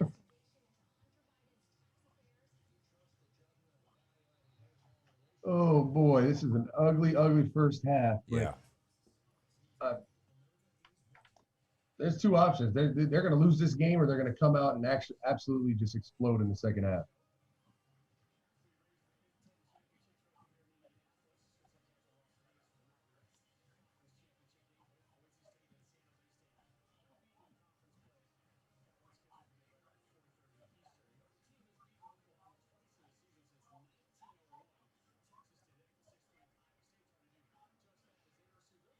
Boy, people are piling on Ohio State in the comments section.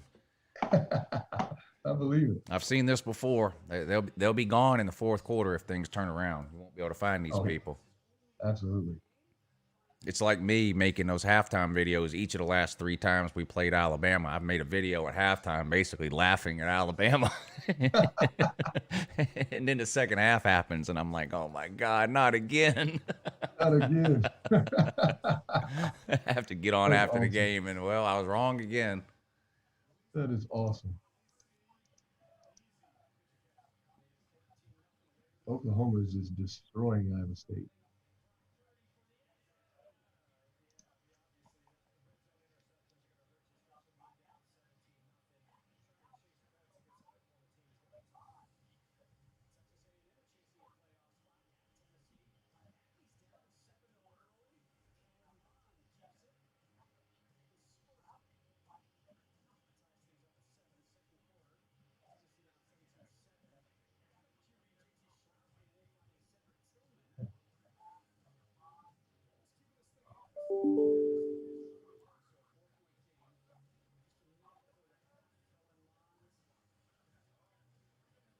Ohio State fans will come out of the woodwork and be like, where the haters at now? We'll see. I mean, they better figure something out. I mean, it's not a fluke. I mean, Northwestern is outplaying them. That's reality of it. That is the reality. I mean, Justin Fields isn't playing great, but, like, just take that interception as an example. Like, the Northwestern, somebody needed to make a play, and the Northwestern guy made it. You know, somebody on Ohio State's got to be the one that starts making these plays. Right. I mean, that could just as easily have been an amazing catch by a wide receiver. You go up and make but it didn't happen. The Northwestern guy made the play. Right, and that's the reality of it, right? It's what came first, the chicken or the egg. Like, Justin Fields underthrew that ball. That's why he was able to make a play on it. The kid made a ridiculous interception. It's like, well, yeah, he made a play, Fields didn't. That's how you win and lose, right? It's just the Ohio State needs to make the plays and not allow Northwestern to make the plays. Sounds simple, but that's what needs to happen.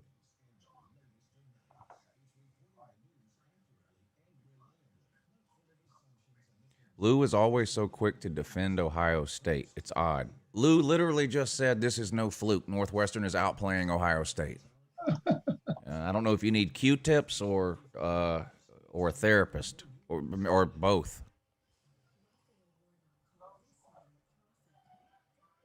Yeah, Ohio State was well rested for this game. Well, yeah, that's definitely one excuse. Ohio State's definitely not wore out. They've only played half a season. They had a bye week before every game. Mm-hmm. Oh. I didn't mean to trigger you. Yeah, I'm irate. I'm livid. Nothing gets past you.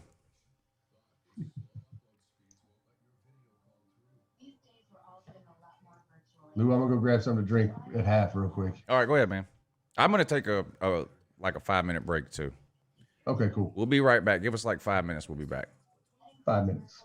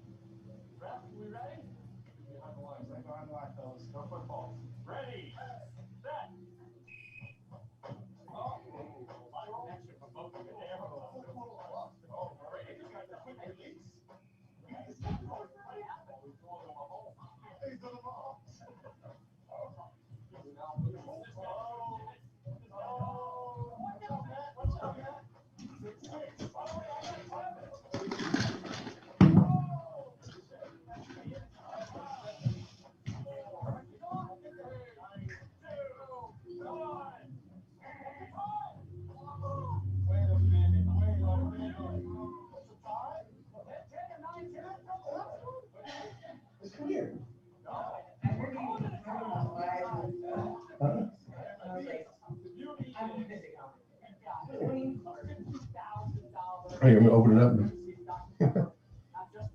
Ooh, it's hot in here. Crack a window or something.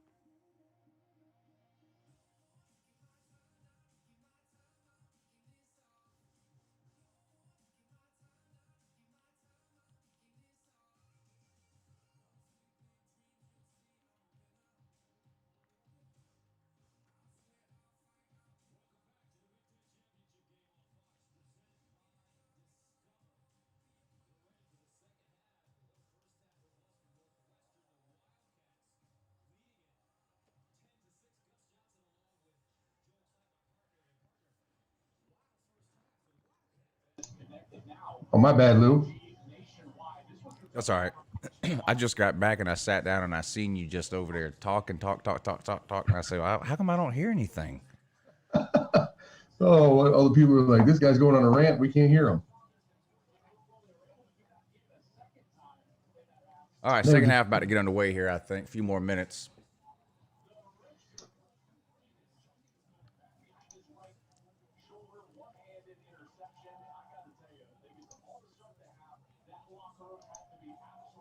All right, here we go. Ohio State's going to kick off. Northwestern will All get right, the ball Buckeyes, first. let's go. See what they can do. All right, you guys ready for a good second half? At least it's a close game. We'll see how the second half goes, but definitely not a blowout. I thought it might be. No, that's what I thought it was going to be a blowout. This is, shocking to me.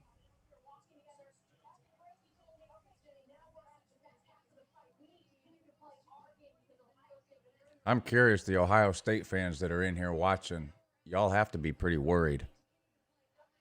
Have to be. Because this is when it all comes to head, right? Like, I've been worried all year, and now people are like realizing that, you know what, some of these problems weren't going to just disappear. Right. I mean, the same things I noticed really when I watched Ohio State's first game this year, I'm noticing today. The opponent's wide receivers running wide open, tackling issues. Yep. I mean, maybe some of that's from the offseason when everybody, again, like somebody pointed out earlier, there should be enough just pure athletes on Ohio State's team versus what Northwestern has to where one or two people have got to start making plays. One or two on defense have got to step up, one or two on offense. I mean, Justin Fields is the obvious answer on offense. He's got to get it together and play better. Under 50% passing is just is not good for anybody. But you know, when your best player, Heisman candidate, all that kind of stuff, he's got to step it up in the games that matter. And that's what just happened on that run play should happen every play. Yeah. I mean, there's no way a Northwestern O-lineman should be able to block Tommy Togiai or Haskell Garrett. I mean, those kids are NFL D tackles. And look at these linemen. They look like Cincinnati Coleraine offensive linemen. It's just unbelievable. What do we got? 3rd and 9. What's our game plan? Like, way too many D tackles on the field. Like, why is there not a pass rush? Oh, boy. Come on. Oh, Lord.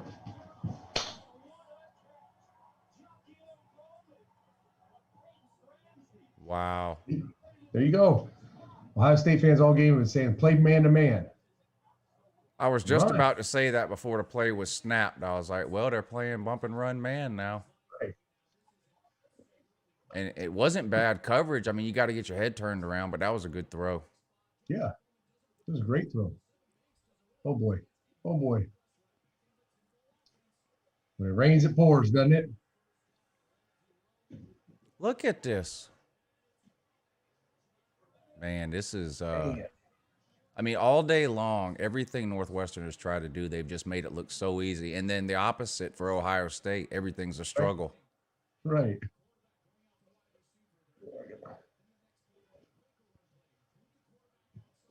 Yeah. Northwestern going hurry up here, too. Yeah, they are.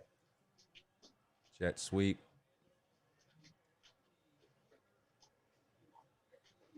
Picks up a couple of yards. Texas A&M down around the 10-yard line here. Quarterback keeper around the outside picks up 4 or 5 down to about the 6-yard line. 2nd and 4. Texas A&M's up 24-13. A&M's up. There's the D tackles again. That is 2nd the and one 6. strength Ohio State has, these 2 D tackles. Run up the middle. They shut that down. It's going to be 3rd and 6. Barely got back to the line of scrimmage there. So a win on 2nd down for Ohio State. But now the money down now. They got to come up with a stop here. Wildcat. Linebackers got to run. Oh, my gosh. Oh, my. Wow. They're just man sweeping this team Look at to that. death. Let's watch the replay. Let's see what happens. Look at that. That's all. They're shifting. Look at Ohio State. They can't even get lined up.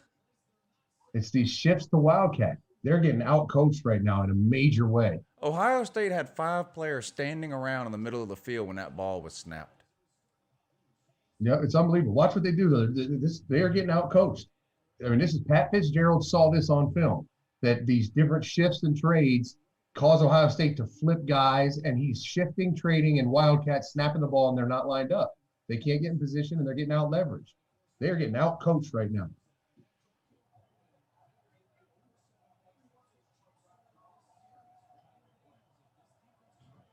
Quarterback run.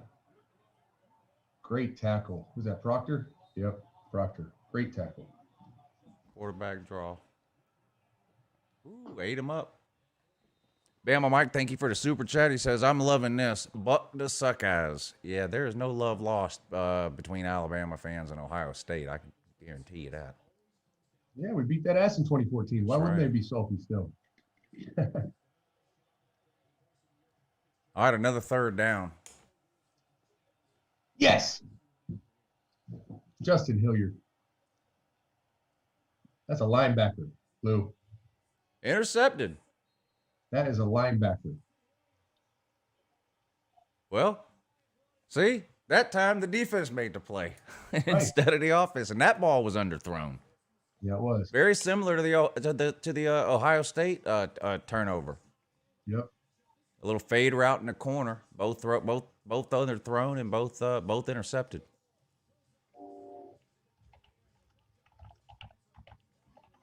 Boy, they needed that. They needed that. Yeah, now we can see if oh my gosh, see if the offense learned anything at halftime.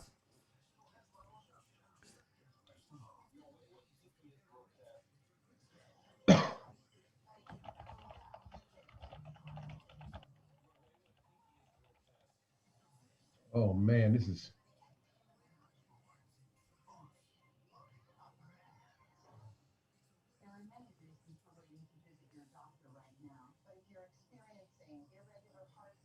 Bama fan says he's really nervous about this Alabama-Florida game. He has a bad feeling about it. What's a bad feeling? Hungover? I sure don't. Maybe that Ohio State game's making him feel this way.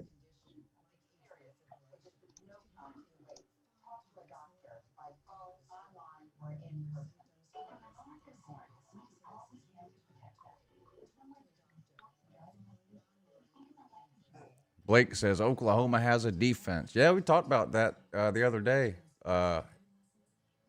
This is the best defense Oklahoma's had in a while. It's not great by any means, no top 10, top 20 defense, nothing like that. But compared to where they have been in years past, this defense is a big improvement for Oklahoma. No doubt about it. No doubt. Alex Grinch, he was Mike Leach's defensive coordinator at Washington State, and they were pretty good on defense. If you're Mike Leach's D coordinator and you're even in the top half of the country, you're a hell of a coach. Yeah. You know a guy's really good when before he went to Ohio State. Grinch, he had it down to like Alabama offered him to be the DC, Ohio State offered him to be the DC, and another school offered him to be the DC, like 3 of the top programs in the country, and he got to pick.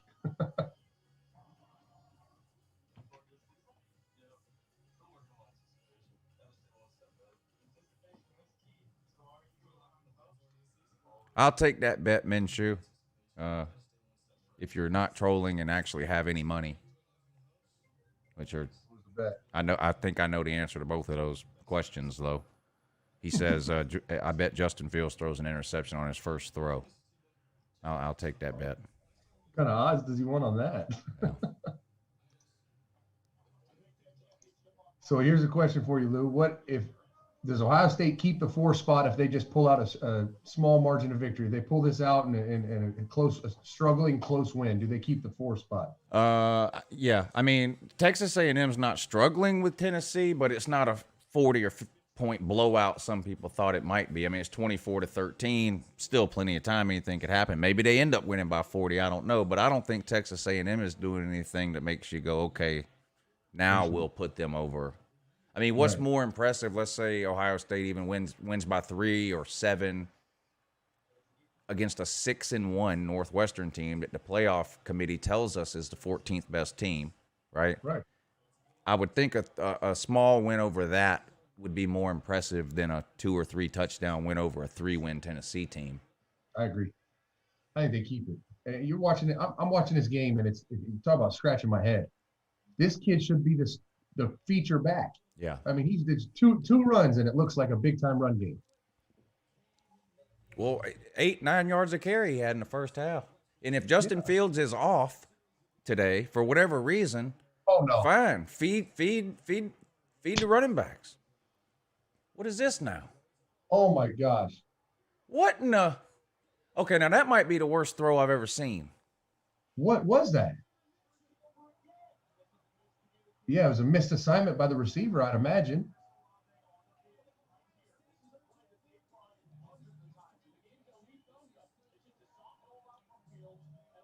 Oh my gosh, terrible by the right tackle.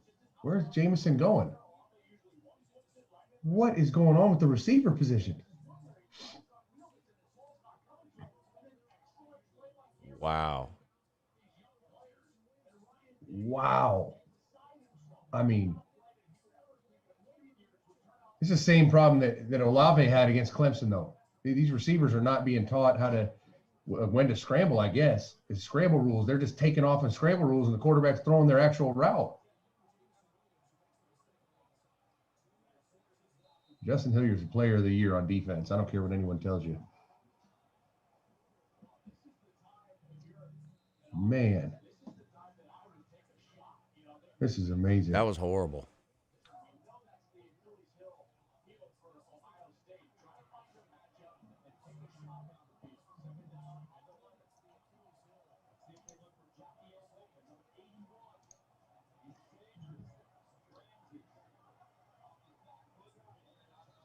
Well, it looks like the defense is playing a little bit better at least.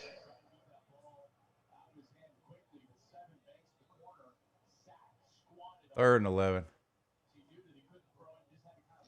3rd and 11. All right, so here's where you're interested to see what Ohio State's going to do. What's the game plan, right?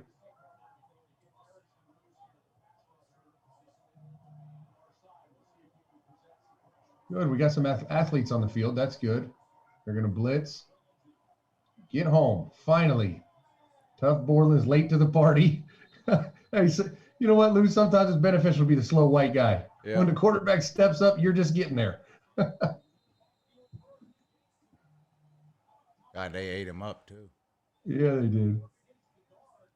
Well, the defense learned something at halftime. I don't know what's going on with its offense, though. That's Fields. I don't know what Fields doing.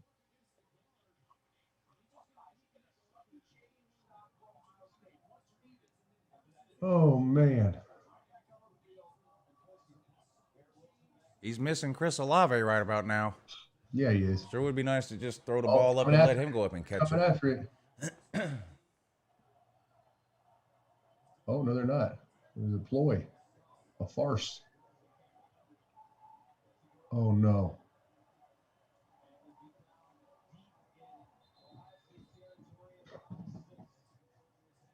Nice punt.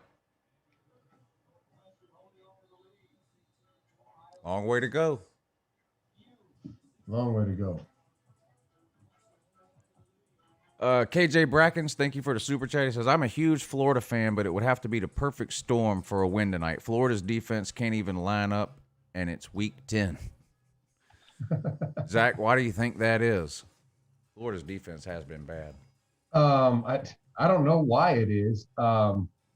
It's inexcusable, really, but their defense has been awful. I mean, just pass defense.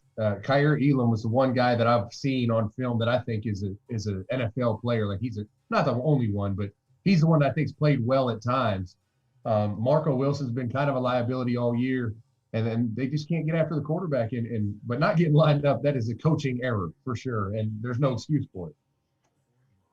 Todd Grantham, that's the excuse. Yeah, that's exactly.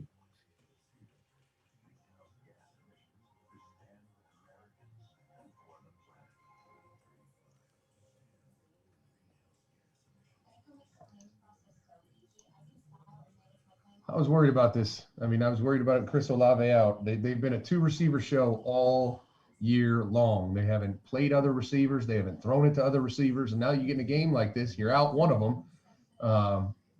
If you don't throw it to Garrett Wilson, who are you throwing to? A bunch of guys that have not gotten reps in these type of games, let alone a championship game. They didn't get reps against the small teams, you know? Yeah. Yeah. In my opinion, it was a mismanagement. They should have been rolling guys and utilizing players to develop them for a scenario like this.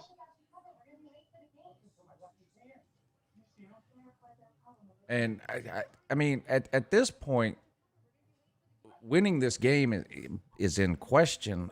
So I know Justin Fields is their best player. They want to roll with him or whatever. Now he's 9 of 21, no touchdowns, 2 interceptions. Trey Sermon is averaging 8.5 yards a carry and has 9 carries. Give him 20 more. Just feed him, if that's right? what you have to do. And I mean, make them stop him at least before you go away from it. Even Master Teague, 2 carries, 23 yards. Yeah, they're getting cute. I mean, you got to win this game now. Forget everything else is out the window. If they can't stop the run, line up and run the ball.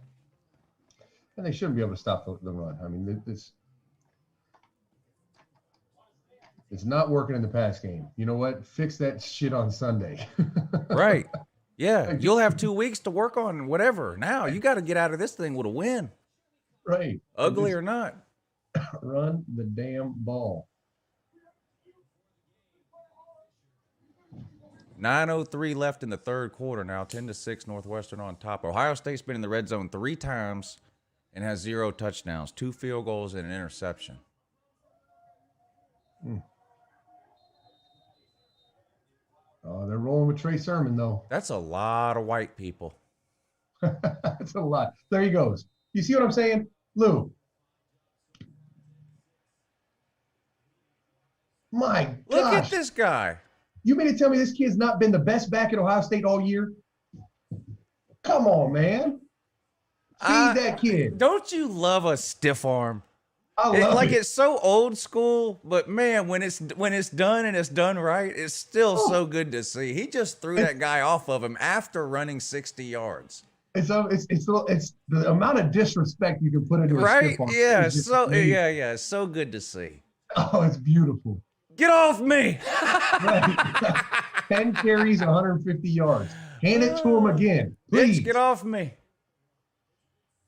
Okay, let him run too. I'm here for that. Oh, God damn, you're going to break your neck like that, bro.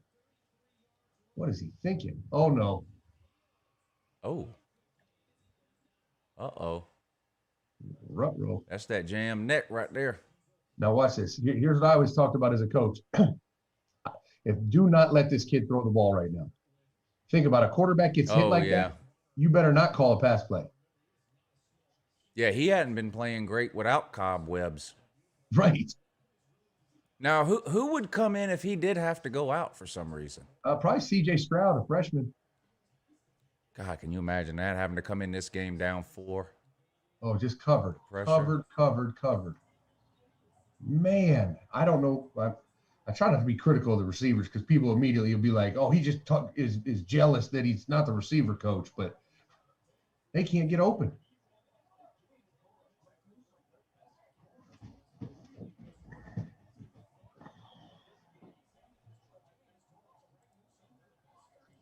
I mean, you got to use your hands at some point. You do these little pretty footwork releases and a kid jams you up, you're covered. You got to use your hands. You got to be physical.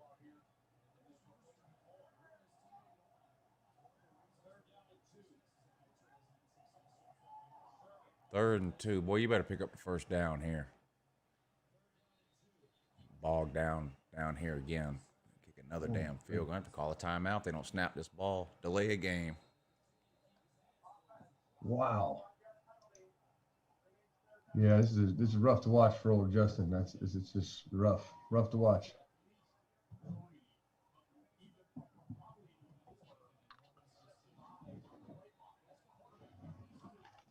Boy, he's playing terrible.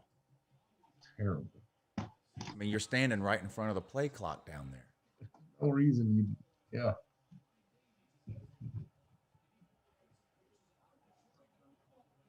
Oh, that's right. Heartline's not even there. So they don't have a receiver coach. Is he what, COVID? Yeah, you got contact tracing. Oh.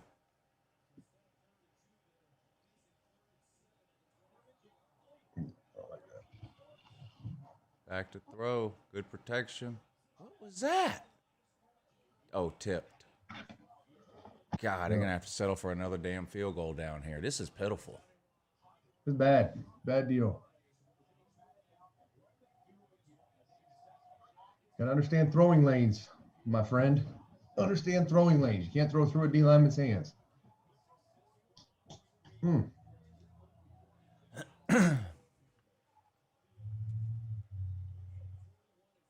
he missed it. No, the Fields haters are out in full force now. Oh, I believe it. Kick is up. No good. Hooked it. Missed the kick. Hooked it left. Oh, gosh, I don't like being an I told you so person, but every issue that I was worried about is coming ahead right now. I mean, I don't see how Ohio State could play any worse offensively. They can't. I mean, they're a mess right now. And their kicker position's been a mess too. And go figure, the kid misses a right hash kick. So I don't have a stat on it, Lou, but it's a hell of a thing. And I bet you after we talk about it, you'll never not watch a field goal without thinking of this. How much harder it is to make a kick from the right hash compared to the left hash for a right-footed kicker. It's got to be twice as hard. Yeah. Just because you think about it, when you plant your left foot and kick, if you're on a right hash, you have to get your hips to pull the ball across your body to get back to the goalpost, right? You're on a left hash, you just kind of push it over there. What was Urban Meyer's philosophy on recruiting kickers? Did he always have a scholarship kicker? So at Florida, no.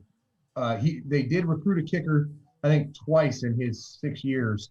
And one of them completely was a bust, and that kind of changed his whole mind. And he kind of just got through with a bunch of kids would walk on, and the best guy would win the job and end up going on scholarship. Now, when he got to Ohio State, they were recruiting, internationally. I mean, we got a punter from Australia. I mean, they were trying to find the best kicker. But this kid right here, Blake Hobile, was the #1 kicker in the world. And he has struggled his entire career. So yeah. It's definitely a tough position to recruit and manage. Things have changed a lot over the last 10 to 15 years or so, but it seems like hardly anybody would go out and recruit and sign a kicker. They used to all do it that way, where you sort of would have a walk-on and he would earn a scholarship down the road. But more and more of them now, even especially your top programs, are going out and giving scholarships right away to some of these kickers now. Yeah. Saban, it took Saban 15 years to learn that lesson. My God, all those field goals and extra points they kept missing. He finally went out and signed one. There's no doubt. But I thought Bama has always had just not kicker, but punter. They've always had a punter with just a cannon leg. And when we played him in 2014, the kid was touching the roof with the ball. Yeah. And at Bama, the punter hardly ever plays. Yeah, that's the other part, right? His leg is really fresh. Yeah. What are the voters thinking up to this point? Well, they probably want the favorites to win and not have to make any tough decisions. Is what they like. This is the worst case scenario for them. Like, okay, Ohio State loses, then what do? Do they put Texas A&M in? Iowa State's losing, so what about Cincinnati? I mean, I'm assuming if the game's ended right now, I would assume Texas A&M would get in. Yeah, you have to. Hey, Seven Banks made a play. I see it, Seven.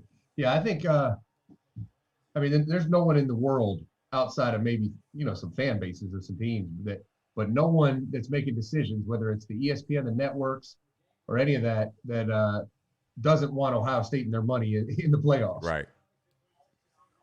Wow, did you see? You might have already said it. Kellen Mond just threw a pick in the end zone. Oh, I'm seeing the replay now. I didn't see it live. I just saw the replay. Make a tackle. Oh no.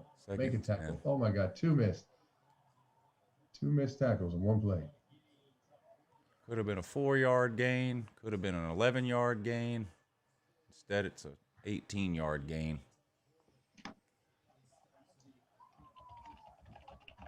Tennessee's hanging in there with A&M. I'm kind of surprised. 24-13. They're not giving up. I mean, I guess that's a good sign if you're a Tennessee fan. 24-13. 14 minutes to go in the fourth quarter of that one.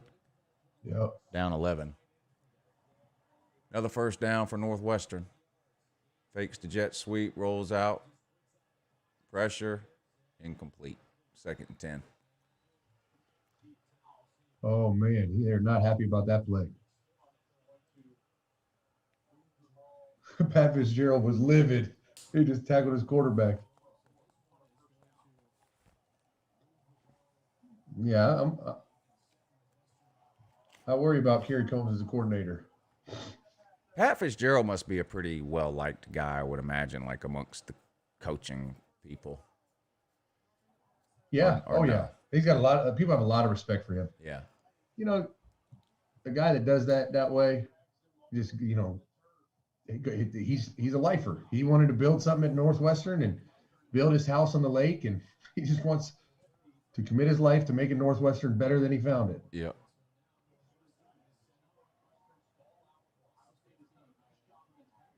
And he does a great job. I mean, that's a tough job with the academic standards, and they're not going to bend many rules to get a player in,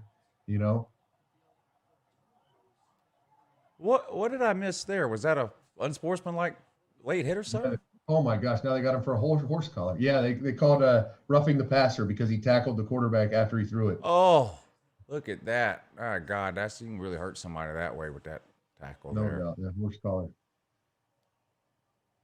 What's the worst opposing locker room you've ever been in? Maryland, not even close.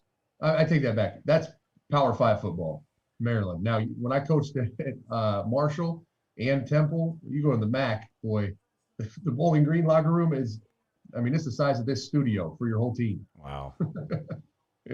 But yeah, Maryland is terrible. What is it about Maryland that makes it bad? Is it small or it's really small, and it's right in the end zone, and you'll see opposing teams, like your training room has to be set up out like outside, almost on the field, like where guys are getting their ankles taped and stuff outside the locker room, just so you can fit everyone inside. Wow. And it's really old. Here comes the trickery. Go make a play, Hilliard. Great job. Uh-oh. Reverse. Didn't fool anybody. Nope. Big loss. Justin Hilliard is the best player on this defense, and he wasn't even a starter. I don't understand it. Lou, I don't understand it. We started Tough Borland all year as he's an average football player, and this kid, Justin Hilliard, Baron Browning, are just twice the player.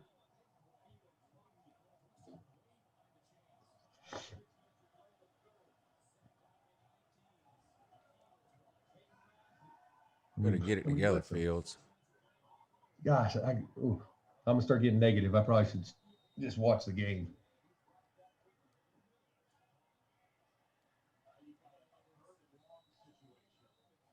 Lou, if you have a German Shepherd that's trained to kill, and then you got an old lab that's like going to die tomorrow, which one do you send after the tennis ball? Well, yeah. You don't send the slow middle linebacker that can't get home on blitzes. That's all they do is blitz tough, and he doesn't ever get home. Like, bring a corner. Bring somebody athletic. Yeah, there's somebody for Ohio State in the backfield almost every play, but where's the sacks? There's been 1 or 2. Yeah. All right, 4th and 13. Here we go. Incomplete. 4th down.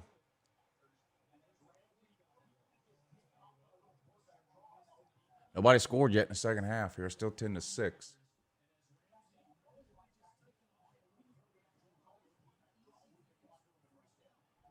If Ohio State doesn't come out the next time they get the ball and run the ball 15 times in a row for a touchdown, I'm going to have to start questioning Ryan Day's sanity. I don't understand what's going on here. Oh, you might have to end the show early. I might have to go get a real drink. Oh, yes, sir. There you go. Kick is up. Now they miss one the other direction. Yeah. Ohio State pulls it. Northwestern pushes it. 2 missed field goals. Still at 10-6. 5:04 to go in the third quarter. Some sloppy play here in the third quarter by both teams. KJ Brackens, thank you for the super chat. He wants to know, Zach, what are some of the best environments you've coached in? So LSU at night is 1A.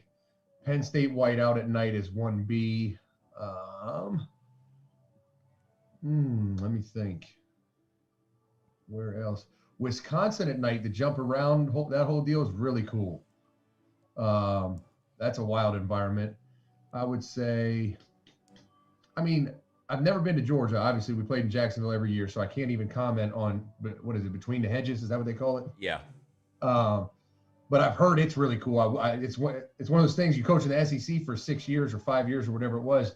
It's a bummer. You don't get to experience that, because I've experienced every stadium in the SEC but that stadium. You know what's bizarrely, now this is back when Spurrier was there, bizarrely a great atmosphere is South Carolina at night. Yeah. Like South Carolina fans, man, I give South Carolina fans a lot of credit. They have nothing to be happy about, really, ever. And they are diehard, loyal. Like, Tennessee fans are that way, and they've been bad a long time, 10, 12 years, whatever. But South Carolina's been bad for 60 years. And, yeah, right. I mean, those fans are nuts at those home games. You're right. Yeah, it's a tough place to play. And so when they had, like, Sidney Rice and Spurrier was there, and it was like they were playing decent, And we went there for a night game one year. I think it was 2007 or 8. And I mean, that Gamecock gets in that damn cage, and whatever that song is they play from in Sandstorm. And like strobe lights, and you're like, that place is rocking. Yeah. I'm trying to think where else. Oh, Bama and Auburn are both. We played Auburn and lost on a block punt, basically, and that was the loudest I've ever heard a stadium. We were in the press box with glass, and we couldn't hear in the headsets. The only place I've ever been like that. Most places it's better soundproofed, I guess, and you're in the box and you can hear in the headset and it's pretty quiet. But at Auburn, I mean, that thing was shaking and we couldn't hear in our headsets in the box. Is that where you normally coached, was from the box at a game? At Florida was. No, once I got to Ohio State, I was on the field every game. Okay. Who usually makes those decisions? Like, I know offense, a lot of offensive coordinators will work in the box, I guess. So is it a visual thing? Yes, it's who needs to see the game the most, and then those are the two decisions, right? Who needs to see the game the best to help either make decisions or for advice, right? And then who needs to have the get in the face of a player or get in the ear of a player and kind of be the motivational on-field guy. So it's for a variety of different reasons. I originally went down because I was I was so involved in special teams. I needed to be down there to help punt block and stuff like that. And also to coach receivers, you kind of need to be in their face. And then it became, I was down there to be the like Ryan Day's voice to the quarterback. Like Ryan Day was in the box, so he needed someone he trusted that knew the quarterback position well enough to talk to him, So it's really the coordinator's decision, and it's based on a variety of different things and different reasoning for who is where. There's rules, right, about how many on-field coaches you can have?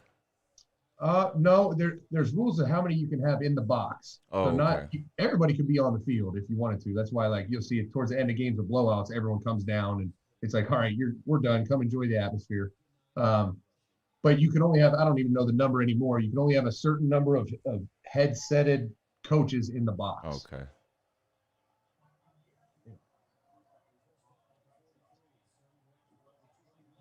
Look at it. It's amazing, isn't it? It's like they're listening to the show, Lou.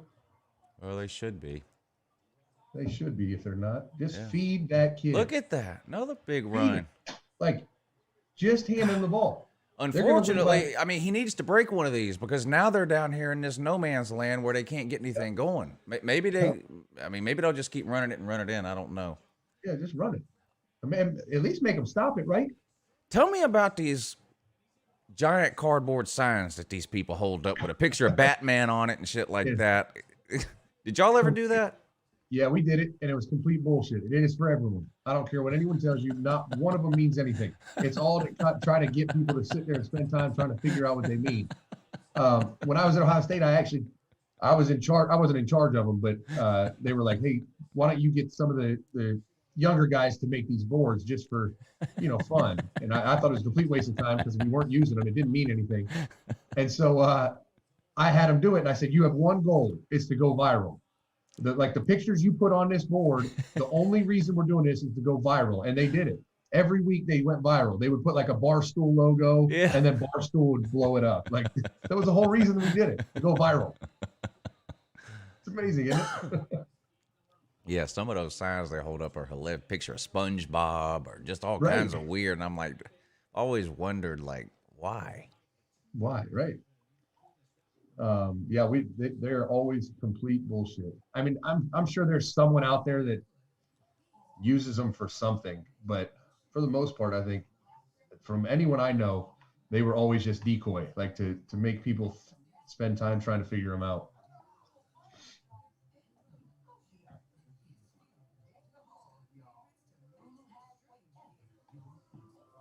Showtime Mike says, what does the maple leaf stand for? There's a Buckeye leaf. It's the Buckeye tree, right? It's a tree up here in Ohio. I don't know where, probably other places, but I know it's in Ohio. It has a little poisonous nut that's a Buckeye, and that is the leaf of the Buckeye tree. Okay. Also looks quite a lot like a marijuana leaf.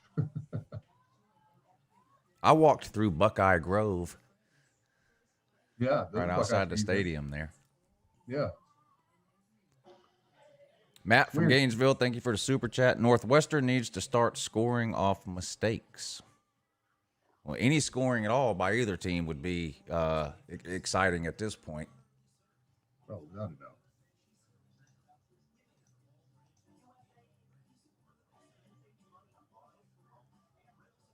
$14 carries, 197 yards, 14.1 yards a carry. Not too bad. What are we doing? Right. Yeah, that's not bad. I'd probably hand it to that guy again. What do you need, 9? He's averaging 14. Yeah. You only need 9. Give it to him 3 times. I bet you get in.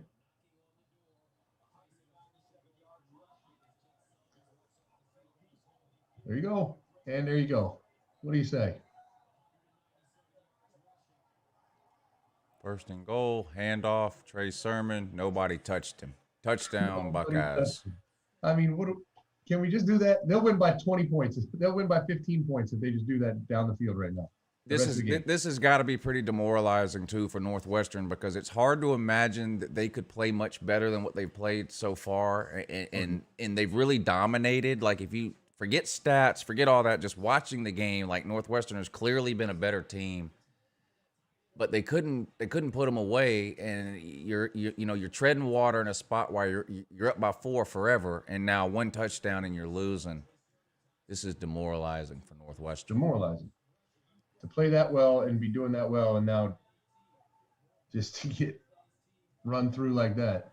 Maybe this gives Ohio State a little bit of confidence too. Maybe they can put it away here in the fourth quarter. Most people don't give enough credit to momentum in college football. It is so big. And you have a demoralizing drive like that, both the momentum against Northwestern and the momentum for Ohio State.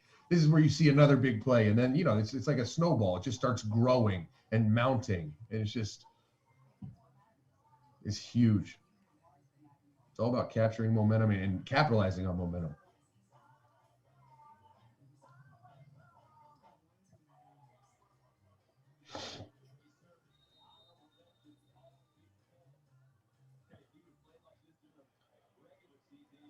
You hear stories a lot of times about coaches nowadays bringing in like different people to speak to the team, like a motivational thing. Maybe it might be a movie star. It might be, somebody that used to play at that school, whatever. Right. Did Urban Meyer ever do anything like that? Bring somebody in like that? Yeah, he brought in, he was really careful about who he brought in. He brought in a number of different people, but mostly it wasn't motivational stuff. He brought in a guy that I'll have to find the guy's name, because he was outstanding. He was a mental health awareness speaker, right? But he was one of the finest speakers I've ever heard. Like, he had a very unique presentation, and he did stuff like that. Now he brought in Billy Donovan, when we were at Florida to talk to after they won the national championship in basketball, to talk to the football team about winning a championship.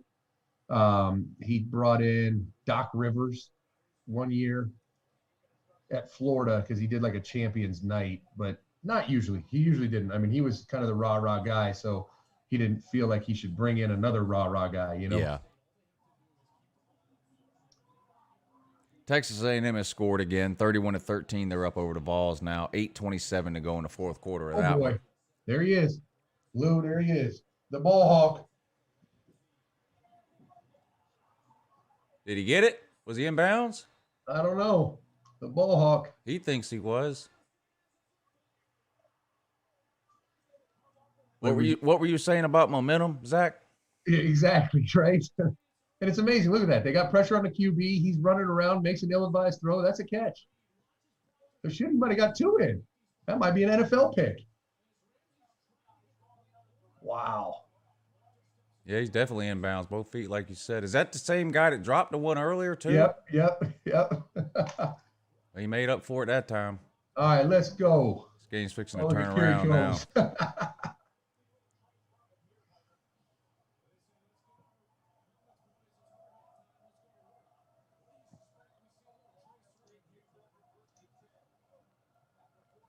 Trey Sermon, 15 carries, 206 yards. Yeah, Buckeye.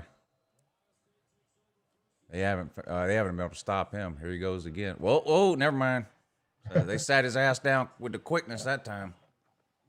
Yeah, they did. All right, here we go. Touchdown here, and we're rolling again.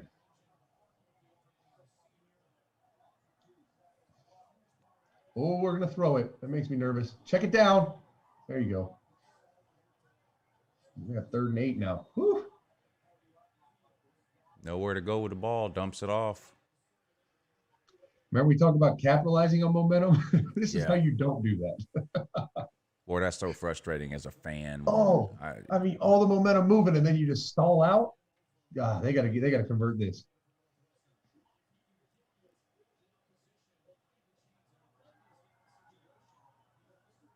Oh, he's launching it too. Oh my God, a safety. Did he not see the safety? Oh my God. Did he not? I'm confused.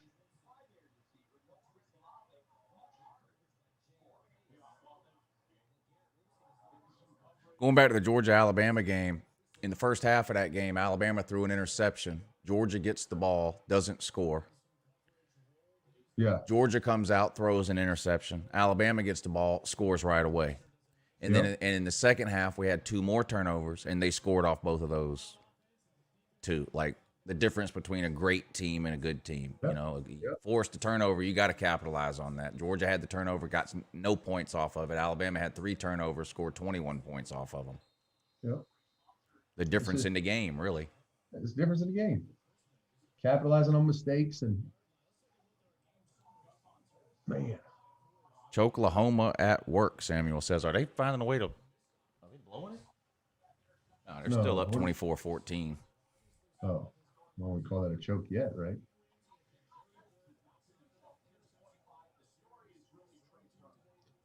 Yeah, it is. Should have been the story all year long, but I'm going to stop complaining. Trey Sermon should have been the story all year long.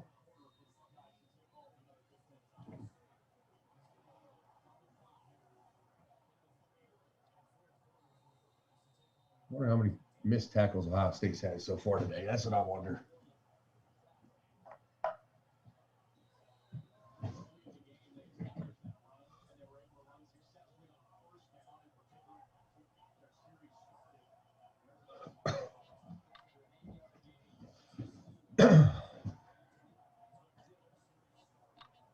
They're just going after Seven Banks, though.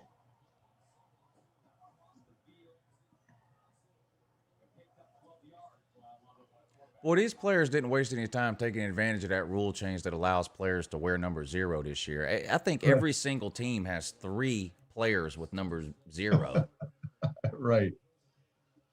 Ohio State did a cool thing, though. I don't know if you saw it. The kid that's wearing it is a 5th-year senior, Jonathan Cooper, and they call it the Block O jersey. And it's like the player that's like the toughest kid on the team. And I thought it was really cool how they spun this 0 jersey.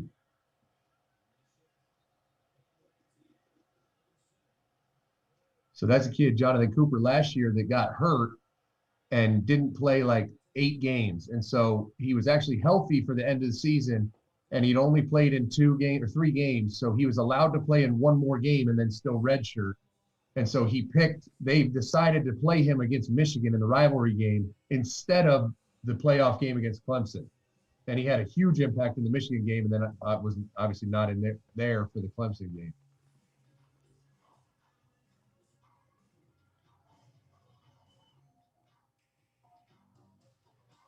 Still 31-13 in the Tennessee game, and they're punting now.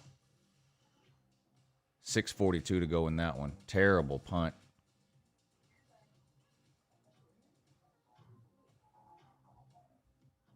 That game is pretty much over. Yeah.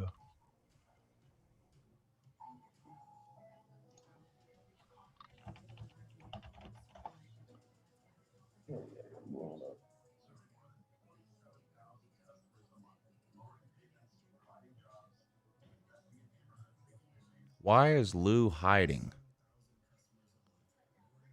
I'll ask him next time I see him. I don't know.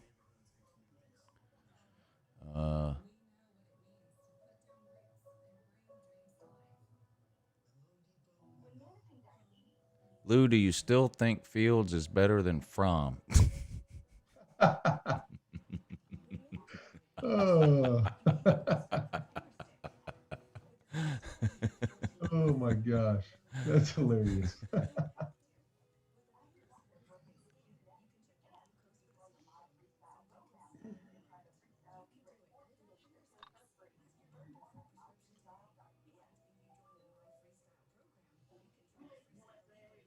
Justin Fields will complete more passes in the NFL next year than Fromm will in his career. That's a fact. That is a fact.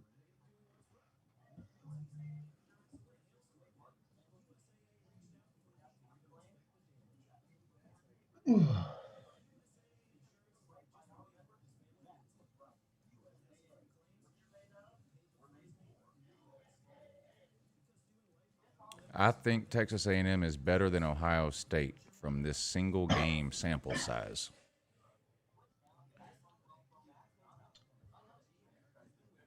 Yeah, they're not. Well,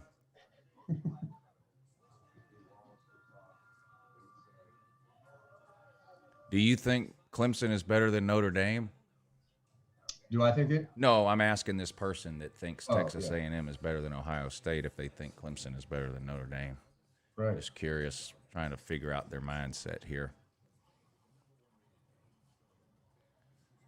The reality is, it doesn't matter who Ohio State has played. People always want to talk about who has everyone played. It doesn't matter. I'm watching based on how good of a team is on the field. Like, I know they haven't played anybody. Everybody knows that. But who is A&M played? Bama? How'd that go?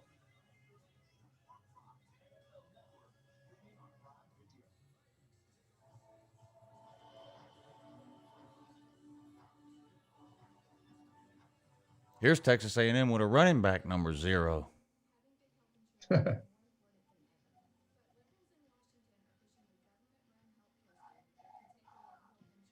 Georgia's tight end is number 0. He's 6'8", 280 pounds.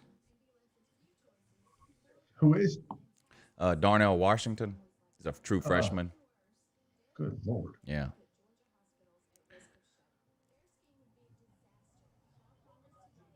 Who has Ohio State played? 2 teams that were half decent. They looked mediocre.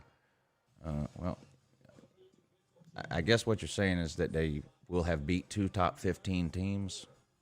Okay. Yeah. I don't think Ohio State's a national champion caliber team, but they are one of the best 4 in the country. That's just what the defense is playing out of their minds in the second half. The offense could just keep up. Good Lord. Northwestern picks up a couple of yards there on first down. Yeah, defense is playing way better in the second half, especially against the run. Yeah. And even there's only been a couple pass attempts, but they got after the quarterback finally.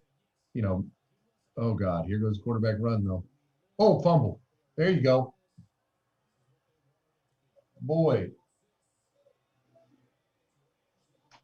Oh, another turnover.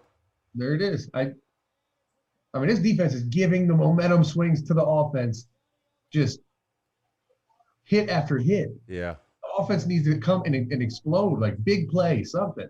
The way this defense is playing, I mean, a touchdown here could almost put the game away. I mean, anything can happen. There's a lot of time left, but I mean, you got to like the way this defense. If you can have a 10-point lead after this possession, you have to like your chances if you're Ohio State, the way your defense is playing right now. Yeah, no doubt. If you watch this replay, who's 13 behind Kerry Combs? He could care less. Where is he? He doesn't even know where he is. he's like not even happy they just got a ball. No, I don't even care. Did they ever wear the black unis when you were there, or was that new for last year? Okay, man, those Ohio State. There he goes. There he goes. Good. My God. Give this Trey kid Sermon, the ball. 10, 20. Look at this. Give him the ball every play. He's going to get 300. He's going to. 13, Tyreek Johnson. That's who that was. That's who I thought it was. Yeah, feed him the ball. He's got 2 weeks to rest. Right. Feed him the ball. This man is average. He's got to be up to 17, 18 yards a carry at this point. Right. There you go. That's fine. Oh, God. Offensive line just got absolutely mollywopped on that play. I think I took that word from you. Isn't that your word, Lou? Mollywopped. Yes. Mollywopped. I just said it. I was like, I've never said that before. I must have taken that from Lou.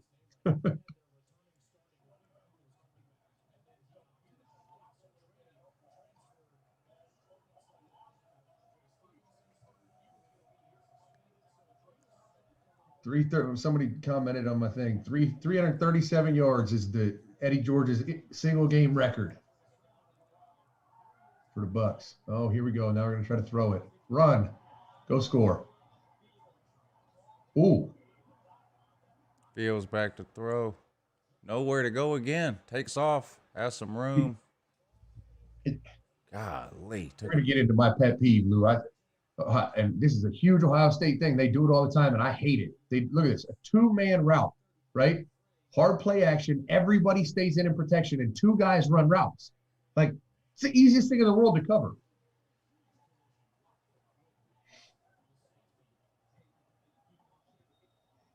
Boy, Justin Fields better learn to get out of bounds. Right? No, don't take that. Yeah. What are you doing? Oh, yeah. It's a screen. Give it to him. 3rd and 4. My God. You could not be any later on that screen throw. 3rd. Oh, my gosh.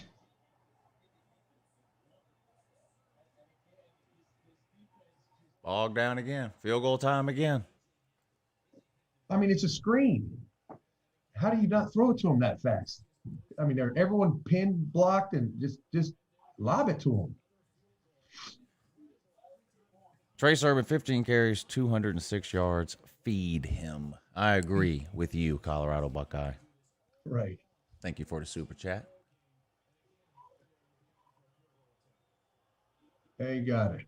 All right. What is it? 6 points right now? Good Lord. Let's see how this happens. 16 to 10, 12:07 to go. A&M with a huge run down the sideline, inside the 10-yard line. Damn number 0. 50-yard gain.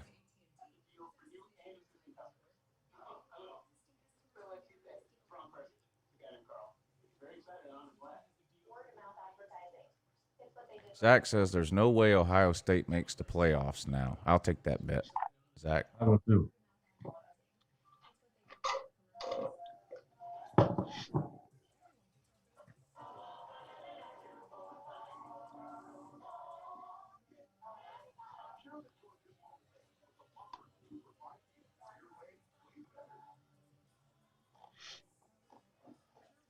Field sucks.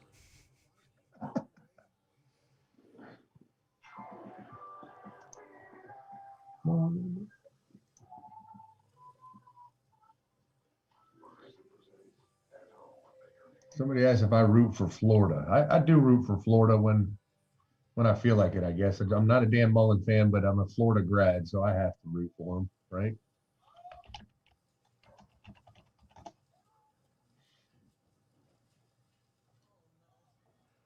Lou, I know you're a Georgia fan, but and I'm trying to process this before as I say it. I'm kind of more of a coach fan. Like if I like the coach, I'll root for the program if it's not my team, you know. But if it's a coach that I think's a tool or I don't like, I can't root for the team, and that Yeah. changes. Yeah. Robert says, I usually like your take, Lou, but if Jake Fromm had played against Indiana and Northwestern like Fields had, you would lose your mind. Well, here's the difference. If a quarterback is going to give me 50 touchdowns, an 80% completion percentage, and throw 3 interceptions over the course of a season, yes, I will overlook a bad game that we win. Yes, I will. No doubt about it. Like Justin Fields had, I think, 3 incompletions through 3 games, like to start the year. I don't care who you're playing. That's ridiculous. I mean, if I look hard enough, I can probably find a bad game that Tom Brady played sometime in the last 10 years too. But I mean, there is no quarterback there's no player who's never had a bad game. But I don't know why I'm even trying to be rational with you people. Anybody on the face of planet Earth, anywhere, who thinks Jake Fromm is half the quarterback that Justin Fields is just an idiot. I don't know why I'm trying to be diplomatic or rational. I mean, you have to be one of the dumbest human beings. There's only a handful of explanations for thinking that Fromm is better than Fields. You're not a college football fan. You're just a Georgia fan. There's nothing wrong with that, but that's an explanation. Another explanation is you're racist. That's an explanation, and unfortunately, there's a lot of people that fall into that category. Number 3, you're completely football ignorant. You just don't know very much, if anything, about the game of football, and you think that a guy having a bad game makes him a bad quarterback. And that's not the case. I'll give you an example right now. Justin Fields played probably the worst game I've ever seen him play against Indiana. He threw 3 interceptions. He also had, I think, 5 touchdowns. Right. Okay, and they won 42-35. Fromm had 3 interceptions against a 3-win South Carolina team and lost. So, do I like it when a quarterback throws interceptions? No. But if he throws an interception and 5 touchdowns, I mean, what are you going to do? Fromm, 4 turnovers, really, Fromm had in that game. He had 3 turnovers and a fumble. And we lost to a 3-win South Carolina team. Justin Fields had 3 turnovers against a top 15 Indiana team and won the game. So I don't really understand the comparison you're making. But again, you can see the previous comment I made about the 3 categories and decide for yourself which one you fall into. I mean, it's just ridiculous. I mean, it's like LeBron James misses a game-winning jumper, and you're out here trying to convince people he's terrible now. Right. Oh.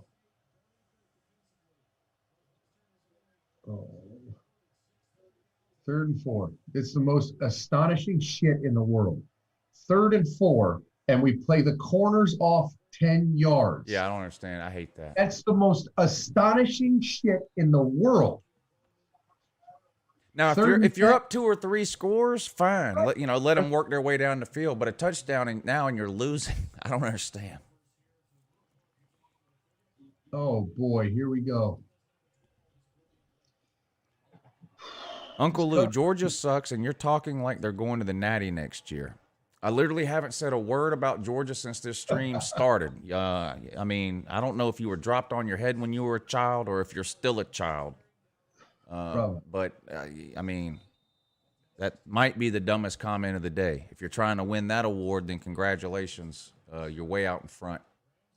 I don't know if there's enough time left for anyone to catch you, although I'm willing to bet that a lot of people are going to try.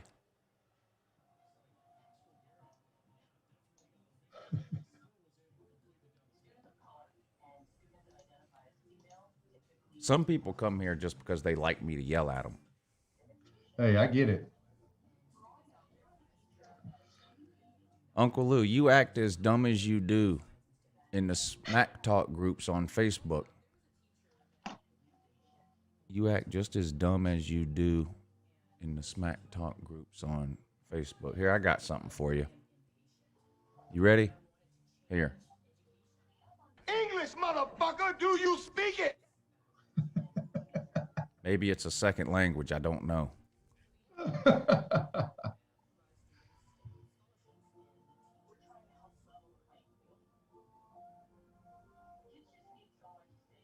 Billy Fromm is a pretty good game manager. I'll agree with that. Fromm doesn't lose you very many games. He lost the South Carolina game single-handedly. But you know how hard it is to give up one touchdown on defense and lose? I mean, it's pretty hard, but Fromm found a way to do it. That was the Bama formula, though, for a while. You know, just have a guy that didn't screw it up at quarterback. Well, you used to could do that. And, you know, right. I mean, Bama famously beat LSU 6-3 one year to clinch a spot in the national title game. I mean, but that's not today. That's not modern football. No, it's not. I mean, you got to score points today. When Nick Saban comes out and says defense wins championships doesn't mean what it used to, then people need to start listening. I mean, if Nick Saban can admit it, then it's time to wake up. But it's true. Look, if things hold as they are today, right? Who's in the playoffs? Probably the three best quarterbacks in the country, and then a fourth guy who's kind of a try-hard quarterback. I mean, who's a kind of a gamer. I mean, it's 4 of the top 10 quarterbacks in the country for sure. Johnny Jones is just trying to outdo himself over and over. He's got another entry here. How many entries have you made in a stupid comment of the day? Now he says, Uncle Lou, what I was saying, if you knew how to read you as stupid on here as you are in the smack tee. English, motherfucker, do you speak it? Oh, you honestly have a judging from the 2 live shows I've seen of yours, Lou, you got some you either got some people that like drinking or people that are not very smart on here.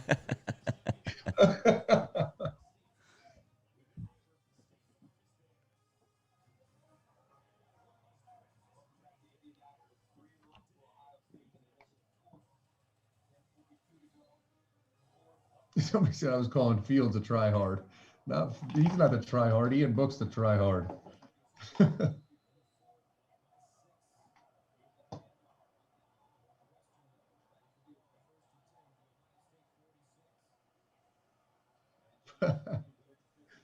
Lou, somebody asked me who's more popular in the NFL amongst the players right now, Jake Fromm or Jake from State Farm? Well, they have the same stats. I know that. That's a fact. Oh, they need to sure up this. There you go, Justin Hilliard once again and Haskell Garrett. It's. I'm telling you what, I'm going to make an all Big Ten team next year and just put it out and be like, this is who it really is. Like, I don't care what these SIDs fill out. 3rd and 6. We need to ice it with a little touchdown here for the Buckeyes.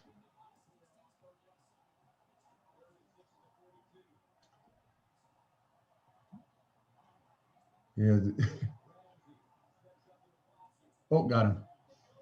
Somebody said Lou's comment section is undefeated. Zach, it really is. Finally got to him. Finally They're going to have to got punt there.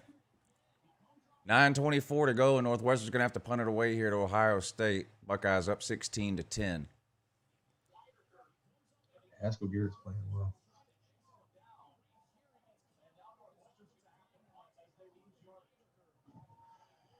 All right, here we go. What about a punt return for a touchdown? What do you say? Haven't seen. Oh no, the defense on the field. Not going to happen.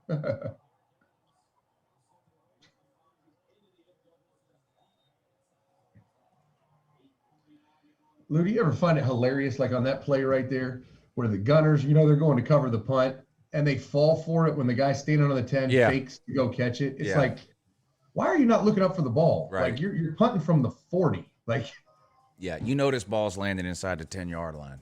right. And like look up and make sure that it is. Like they like chase the returner like it's the first time they've ever seen football.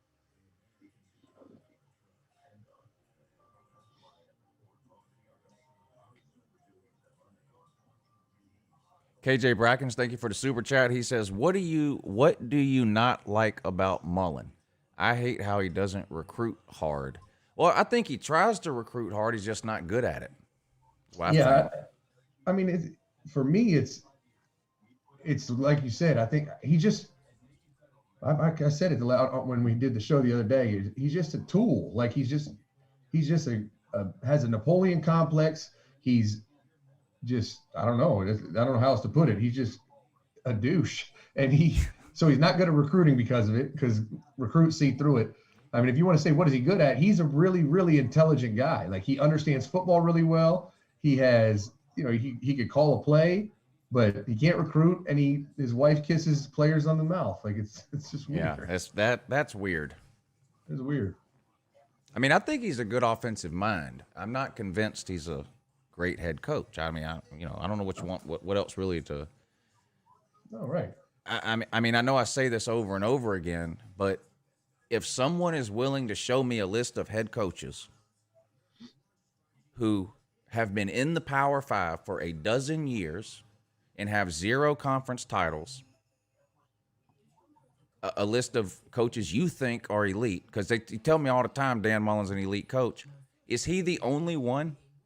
Is Dan Mullen the only coach that's been in the Power Five for 12 years without a conference title who's elite? Or is there some long list of names I'm not remembering? Because, people are judged in the end on wins and losses.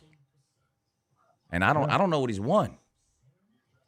That's all I'm saying. I don't know. So, we'll see.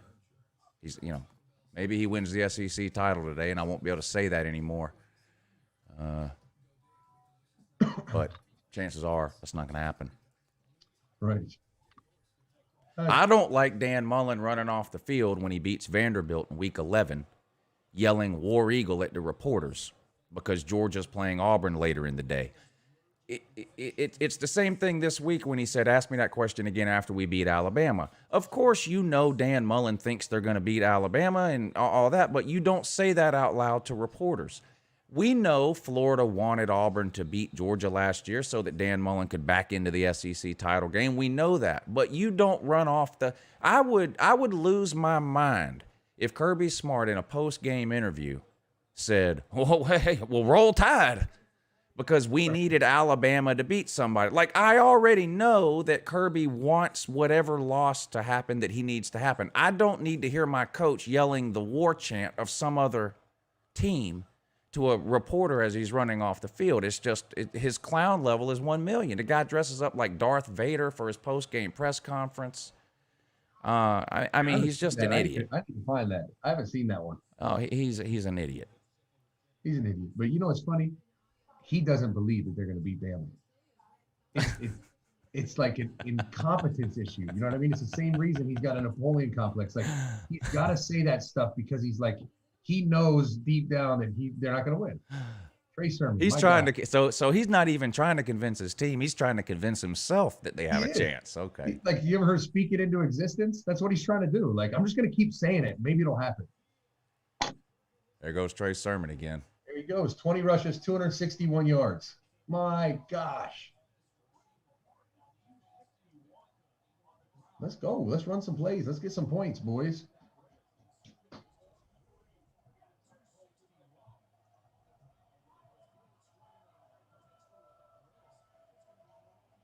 Dan Mullen did great things at Mississippi State. Can you name any of them? Right. Beat Ole Miss. Yeah, he beat Ole Miss a few times. What else did he do? Great catch. Wow, great catch by Garrett Wilson. And a great throw.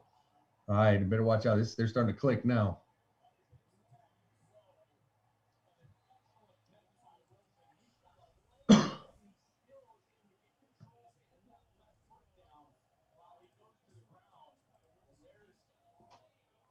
Fields' thumb hurts, huh?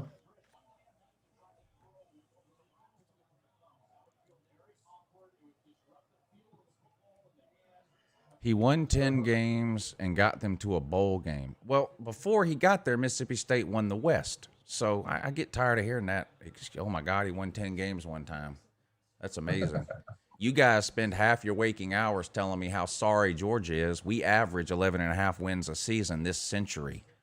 And all you do is tell me how terrible we are. So how is it somehow amazing that Dan Mullen won 10 games once at Mississippi State? Right.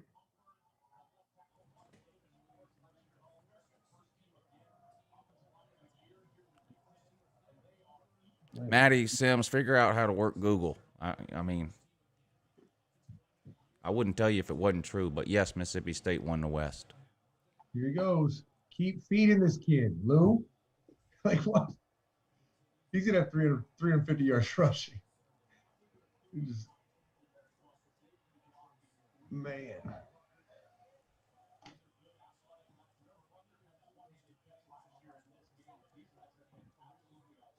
It's easier to win at Georgia. Well, he's not at Mississippi State anymore. I'm not sure if you're aware. This is his third year at Florida, 0 conference titles. So, again, I mean, at some point, the excuses get old. All right, here we go. Oh, no. Gosh, he's athletic, though.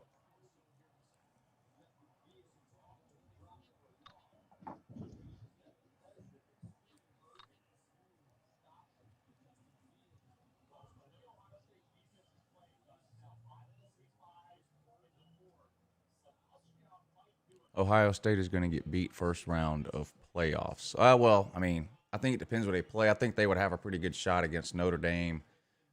Clemson, I don't know. Maybe Clemson probably be favored by a little there. And Alabama, I think, would beat them pretty good. But I think Alabama would beat anybody. Too. Notre Dame's a really good team, and Notre Dame might beat Ohio State. I don't know that Notre Dame's blowing anyone out, though, in the playoffs.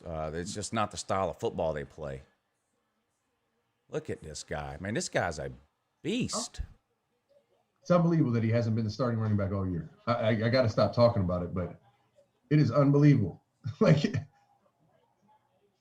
I mean, his vision is exceptional. He's smooth. He's fluid. It's just like, this is what I've been waiting for.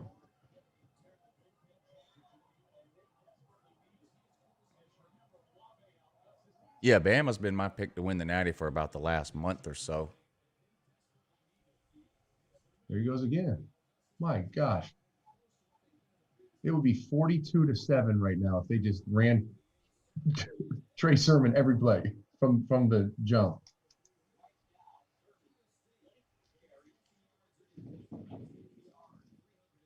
$292 yards.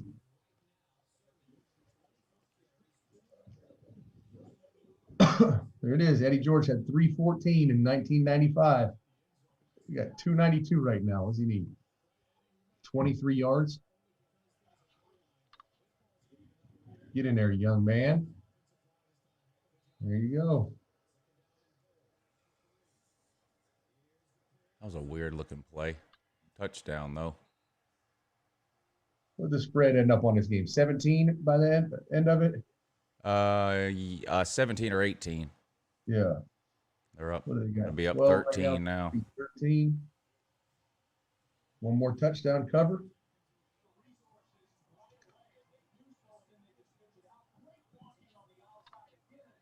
See, this is what people forget about struggling, right? Like the playoff committee is going to look at this game, and let's say it ends now. They're like, oh, they beat a 6-1 Northwestern team by 13. Like, this is not even a question if they're in, right? You look bad in the first half. That's not the end of you. I mean, yeah, that's the thing. They did play bad in the first half, and if they show up in the playoffs and play like that, they will get beat. You know, Yep. they're going to have to play much better in the playoffs for sure. Oh, absolutely. They're going for 2? Oh, yeah, make it a 2-touchdown game. Incomplete. 4:03 to go, up 12. People that tease that 19.5 down to 13.5 are pissed right now. Yeah.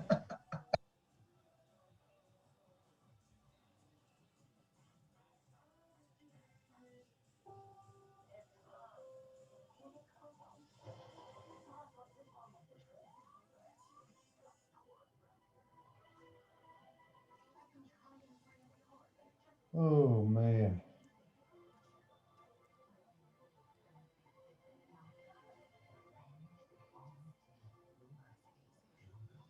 Let me see what this Oklahoma score is. Ooh.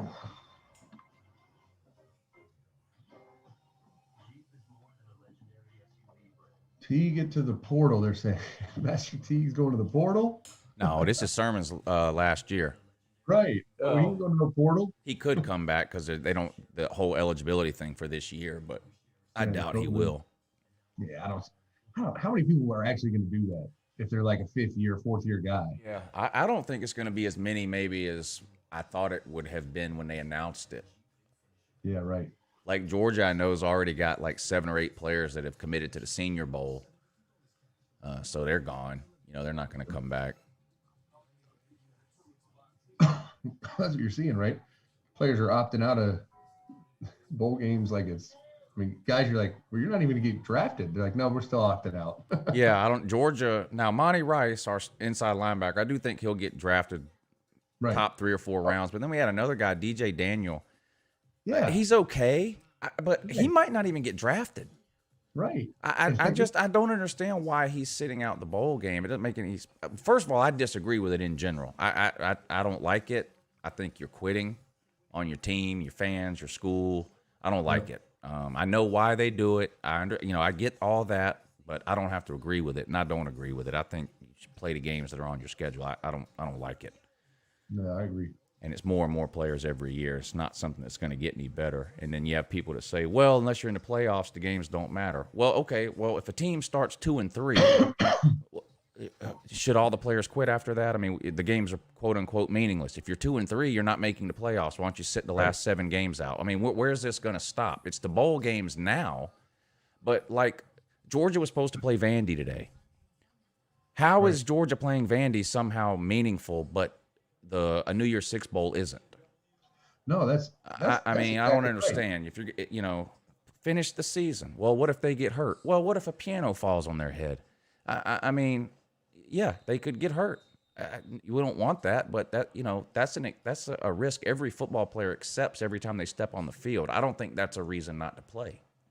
No, and you're already seeing it though, and the reason why you're seeing it more, like you're talking about, that's a slippery slope, right? It might start a bigger trend of opting out after week 8, and that's what COVID has offered, right? Yeah, it's offered kids, and you've seen it all across the country. Like all of a sudden, week 7, so and so opts out for the rest of the year. It's like, what?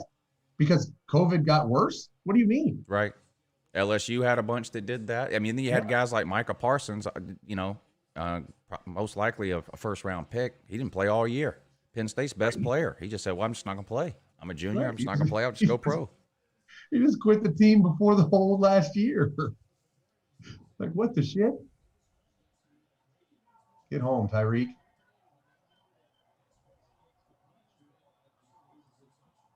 Man. Well, that number 11 just pushed that guy all the way. Yeah, that's Tyreek Smith. They don't have, Ohio State doesn't have on defense. They don't have that flashy pass rusher, like that athletic freak. Like Jonathan Cooper's good right there, 0.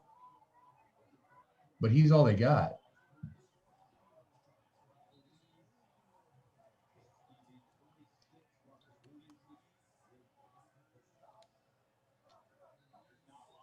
It's going to be interesting to see how the committee spins this, right? They could do the whole, why did Clemson lose to Notre Dame, right? Let's say, oh, Ohio State won by 12 with 23 players out due to COVID. That's a way they could spin it, and it would make it look like a big win.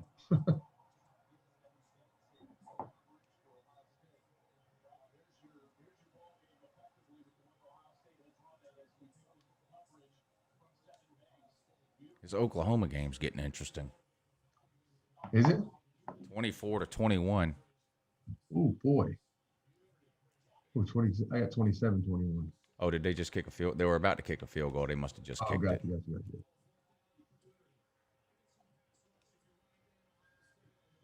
A&M's running away with it. Oh, my gosh. Here we go. Lou, 4th and 3. Yep. Off coverage. Yeah, they did it again. Same thing they did last time when it was 3rd and 3. Like, I understand playing off. I do. But not when it's 3rd and 4, 4th and 3. Like, you can't. And listen to Joel Klatt making an excuse for him. There you go, 7. Make a play. Nope. Back to throw. Deep. Nobody home. Incomplete. Had a step on his man, too, but a little overthrown. Had the safety coming over the top, too. Oklahoma set to kick off here. Up 27-21 with 2:01 to go. And why are they lined up for what looks like they were going to do an onside kick? What was that? And they backed that. What is Lincoln Riley doing? Now they line up for a regular kickoff. Lou, I'm going to tell you the asshole move of the year that I'm pulling right now. So the running back coach of Ohio State is one of my really good friends, Tony Alford. And I've been giving him shit all year about not playing Trey Sermon. So in game, I'm texting him eyeball emojis. Told you so, motherfucker. Like, oh.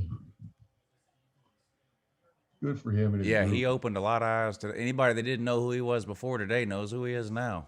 Oh, yeah. Oh, pick that off. Ah. All right, 4th down. Here we go. Another 3rd down.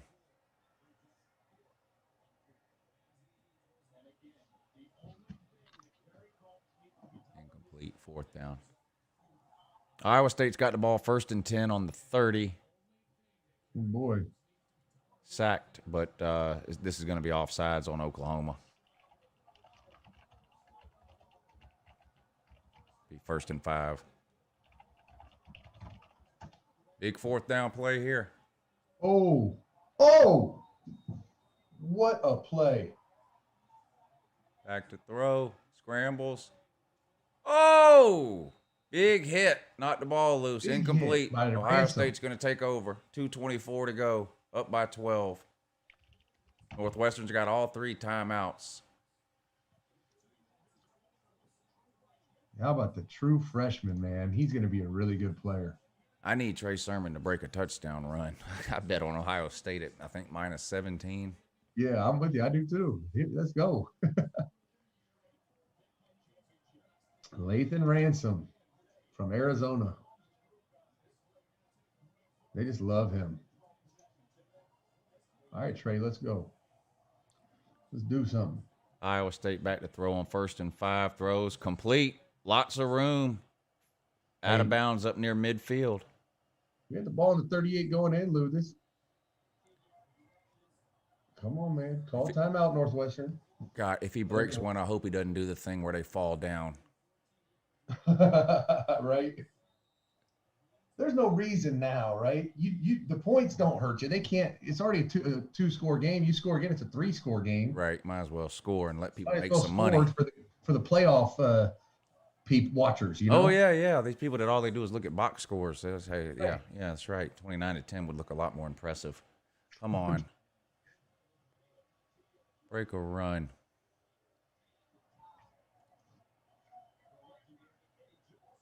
All right, let's go. Milking that clock. Here he goes. Hit it. Oh, yeah, get out. Stay up. Go. Get out of bounds. Oh, you went out of bounds, too. They're going to score, Lou. There he goes. Broke. God, they can't tackle this man. Look at this. Well, this guy's putting on a show now. Oh, my gosh. Feed this man. He just broke Eddie George's record. Most rushing yards by a Buckeye ever. Wow. 325 yards He rushing. has put on a show. And they didn't even give him the ball in the first half. And he still had the legs to hurdle that man at the end of the game right there. Wow. Don't kneel on it. Get in there. Make Uncle Lou some money. Touchdown. Make Uncle Lou some money. Let's go. Come on, man. Field goal, no good. Field goal, no good. Forget the running back coach. Text Ryan Day, sir. Tell him we need a touchdown here. Uncle Lou needs a new pair of shoes. Let's go. I need this touchdown. I'm telling you, let's throw it. Get in there. Get in there. Ah, come on. Bounce outside. Bounce. No, he's still alive. No.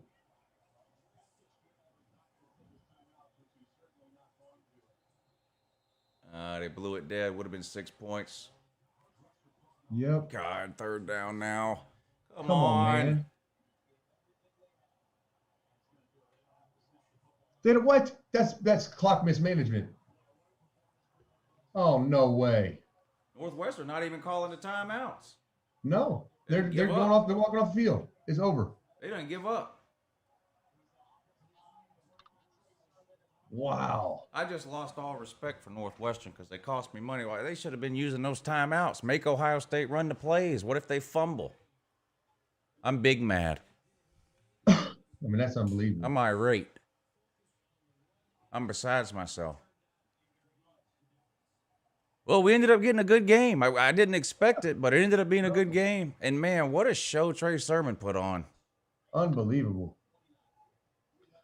Well, thank God he did. That would have been ugly if he wasn't there. Yeah. I mean, there's Master. Master's not hurt. He's going to be in the transfer portal tonight. Going to be a long 24 hours for Ohio State now, sitting around to wait on that playoff poll to come out tomorrow at lunchtime or whatever it is.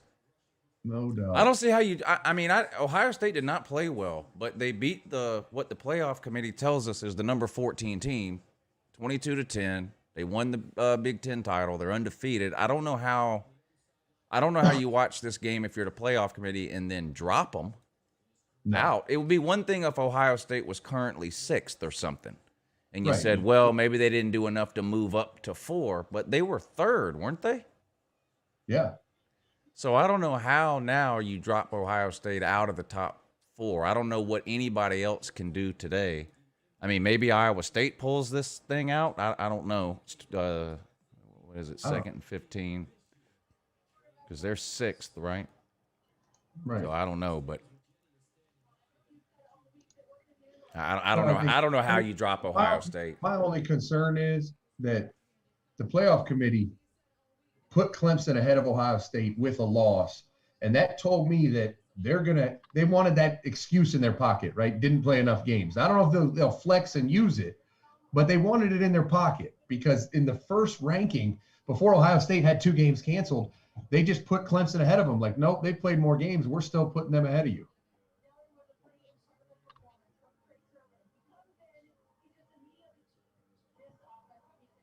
Justin Fields just said he's got to get an X-ray on his hand. Huh. His thumb, I guess. Yeah. Iowa State moving down the field. Well, there's a minute 14 to go in this Iowa State game, Zach. I'm going to stay live until this game is over.